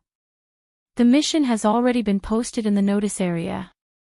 Those who are interested can go take a look." Following Hui Feng's roar, several dozen people who had been watching from the periphery hurriedly ran toward the mission notice area. It had to be known that every time the imperial court issued a mission, the benefits and preferential treatment were basically good. If they were late, there would definitely be no such popular missions. At the same time, in a dilapidated temple in Shiluo Street's old district, sunlight passed through the pillars and beams covered in cobwebs and slowly shone in, sprinkling in front of an old Buddhist shrine. The bodhisattva with a dirty face was missing an arm and was tilted to one side. The 2 empty, worn-out plates in front of the table were covered in dust. A spider had made its home on the bodhisattva's face, diligently weaving its web in great joy. "Mother, mother, quickly get up, quickly get up." A young lady in her early 20s, dressed in plain clothes, excitedly pushed an old woman who was sleeping soundly in the corner. "Mother, mother. Get up quickly, Shiluo Street is giving out grain today. You and little brother quickly go get the grain for me. We have to hurry up and snatch it. If we're late, there won't be any left." The eldest young lady pushed her mother up with all her might. Cough, cough, cough. The woman sat up with a wrinkled face. "Cough, is that so? Where did you hear that?" "I heard that notices have been posted everywhere. Everyone knows about it. It's just that we live in a rundown temple, so we don't get the latest news." "Mother. Hurry up." The big girl grumbled and urged. "Where's my brother? Little brother. Little brother." That girl walked to another corner and forcefully shook the tattered quilt. She went up and kicked that thin and weak lad as she angrily scolded, "You're really useless. To think that you're a level 2 mystic cultivator. Everyone else can go out and do missions, but you're the only one who's afraid of death, hiding in this rundown temple all day long, fighting with a bunch of ordinary people for food." The boy kicked her too. "What are you doing?"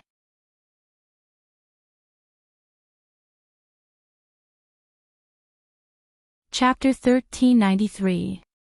The girl threw a tattered outer garment at his face. "What are you doing? You only know how to sleep and sleep all day.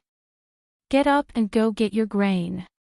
The woman coughed twice and stopped her. "Ing Chen, don't treat your younger brother like this.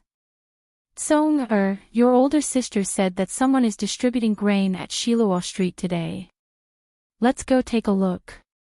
When he heard that there was grain to be collected, the thin young man crawled up quickly.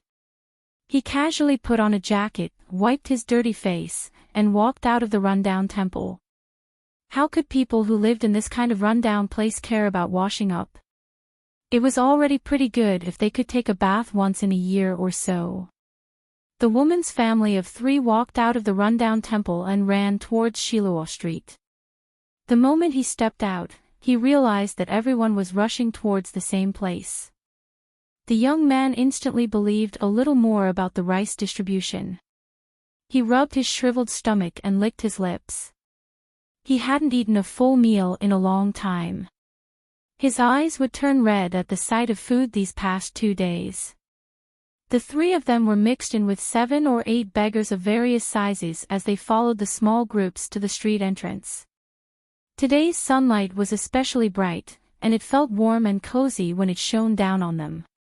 Xiao Mu had rewarded the group of junior eunuchs and junior royal maids in advance by treating them to a feast last night. They ate well and slept well, so everyone was in good spirits. Even though they had been busy for half the morning, everyone was beaming and no one complained about being tired. A young girl wearing gray clothes and a blue and white cotton cloth wrapped around her head impatiently grabbed her mother's hand and quickly moved forward with the flow of people. Everyone in the line held a cloth bag filled with rice in their hands as they eagerly looked forward. When they thought about how they would be able to carry a lot of rice back and not have to starve at night, the smiles on the elderly and children's faces became even brighter. "Hey, isn't that the little dog who lives in the bunk next to us?"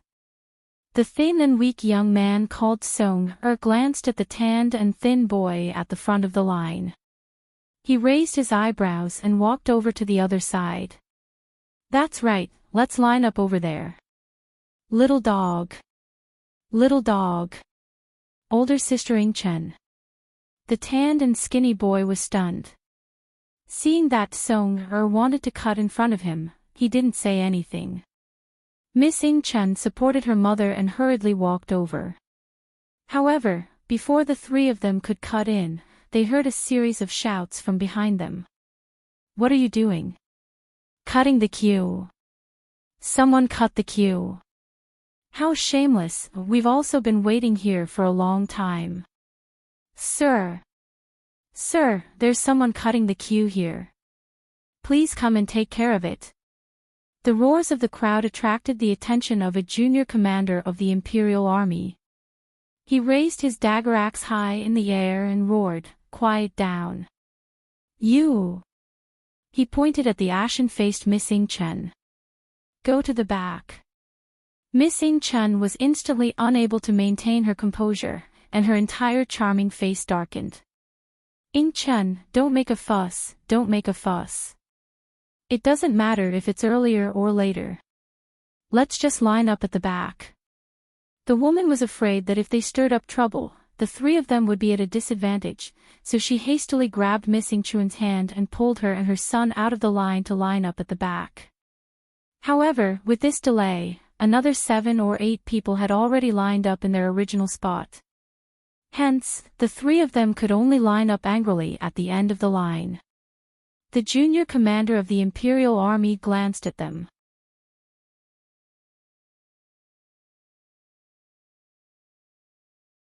Chapter 1394. She suddenly said loudly, "I'll remind the newcomers again. There's an age limit to receiving grain. Young adults between 16 and 55, especially mystic cultivators, body cultivators, and superhumans, are not within the range of receiving grain.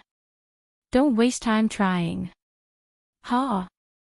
The woman instantly grabbed her daughter's hand in panic and quietly said, "Ing-chen, our ages aren't within this range. Also, your younger brother is a mystic cultivator. Mom, don't be nervous for nothing. They're just scaring people. Look at your frail and aged appearance. Who would believe you're not 55 when you walk out?" Miss Ing-chen looked forward and narrowed her eyes slightly. She saw a dozen or so huge rice barrels piled up in front of Shiluo Street's food stall. The rice inside was piled high into a mountain, and each grain was plump and eye-catching. The sun gradually rose higher in the sky, and the early spring sunlight melted the chill. At noon, the temperature rose, and the crowd began to stir. Why is it so slow? Is the line moving or not? It really is quite hot. A plump old woman pulled at her collar and wiped away her sweat. The woman was hot and anxious, and beads of sweat seeped out of her forehead. She unbuttoned the 2 buttons that bound her collar and cautiously turned her head to glance at her daughter. "Chun, will there really be no problem? What can happen? Don't worry." The young lady called Chun impatiently said, "When we have rice, we can cook a big pot of rice porridge tonight. It'll be even better if we can get a few meat buns." The old woman hadn't smelled meat in a long time. When she heard her daughter say this, she felt her mouth salivate and couldn't help but swallow. "Hey, it's moving, it's moving. The line is moving a bit faster." The people in front happily called out and moved forward along with the slowly advancing line. "Mom, I want to eat 2 big bowls of rice tonight," Song-er called out. Okay. The woman coughed a few times and repeatedly nodded with a smile. "Mom will cook for you, Mom will cook for you." Chun immediately said in dissatisfaction, "What rice? Eat porridge. If we cook porridge with 10 liters of rice, it's enough for our family of 3 to eat for more than a month if we eat sparingly." Song-er immediately harumphed. I want to eat, Mom." All right. The woman glanced at her son with pity and sighed. "Chun, your younger brother doesn't have enough to eat every day. If your younger brother and I can each receive 5 liters of rice today, our family will have a full meal no matter what."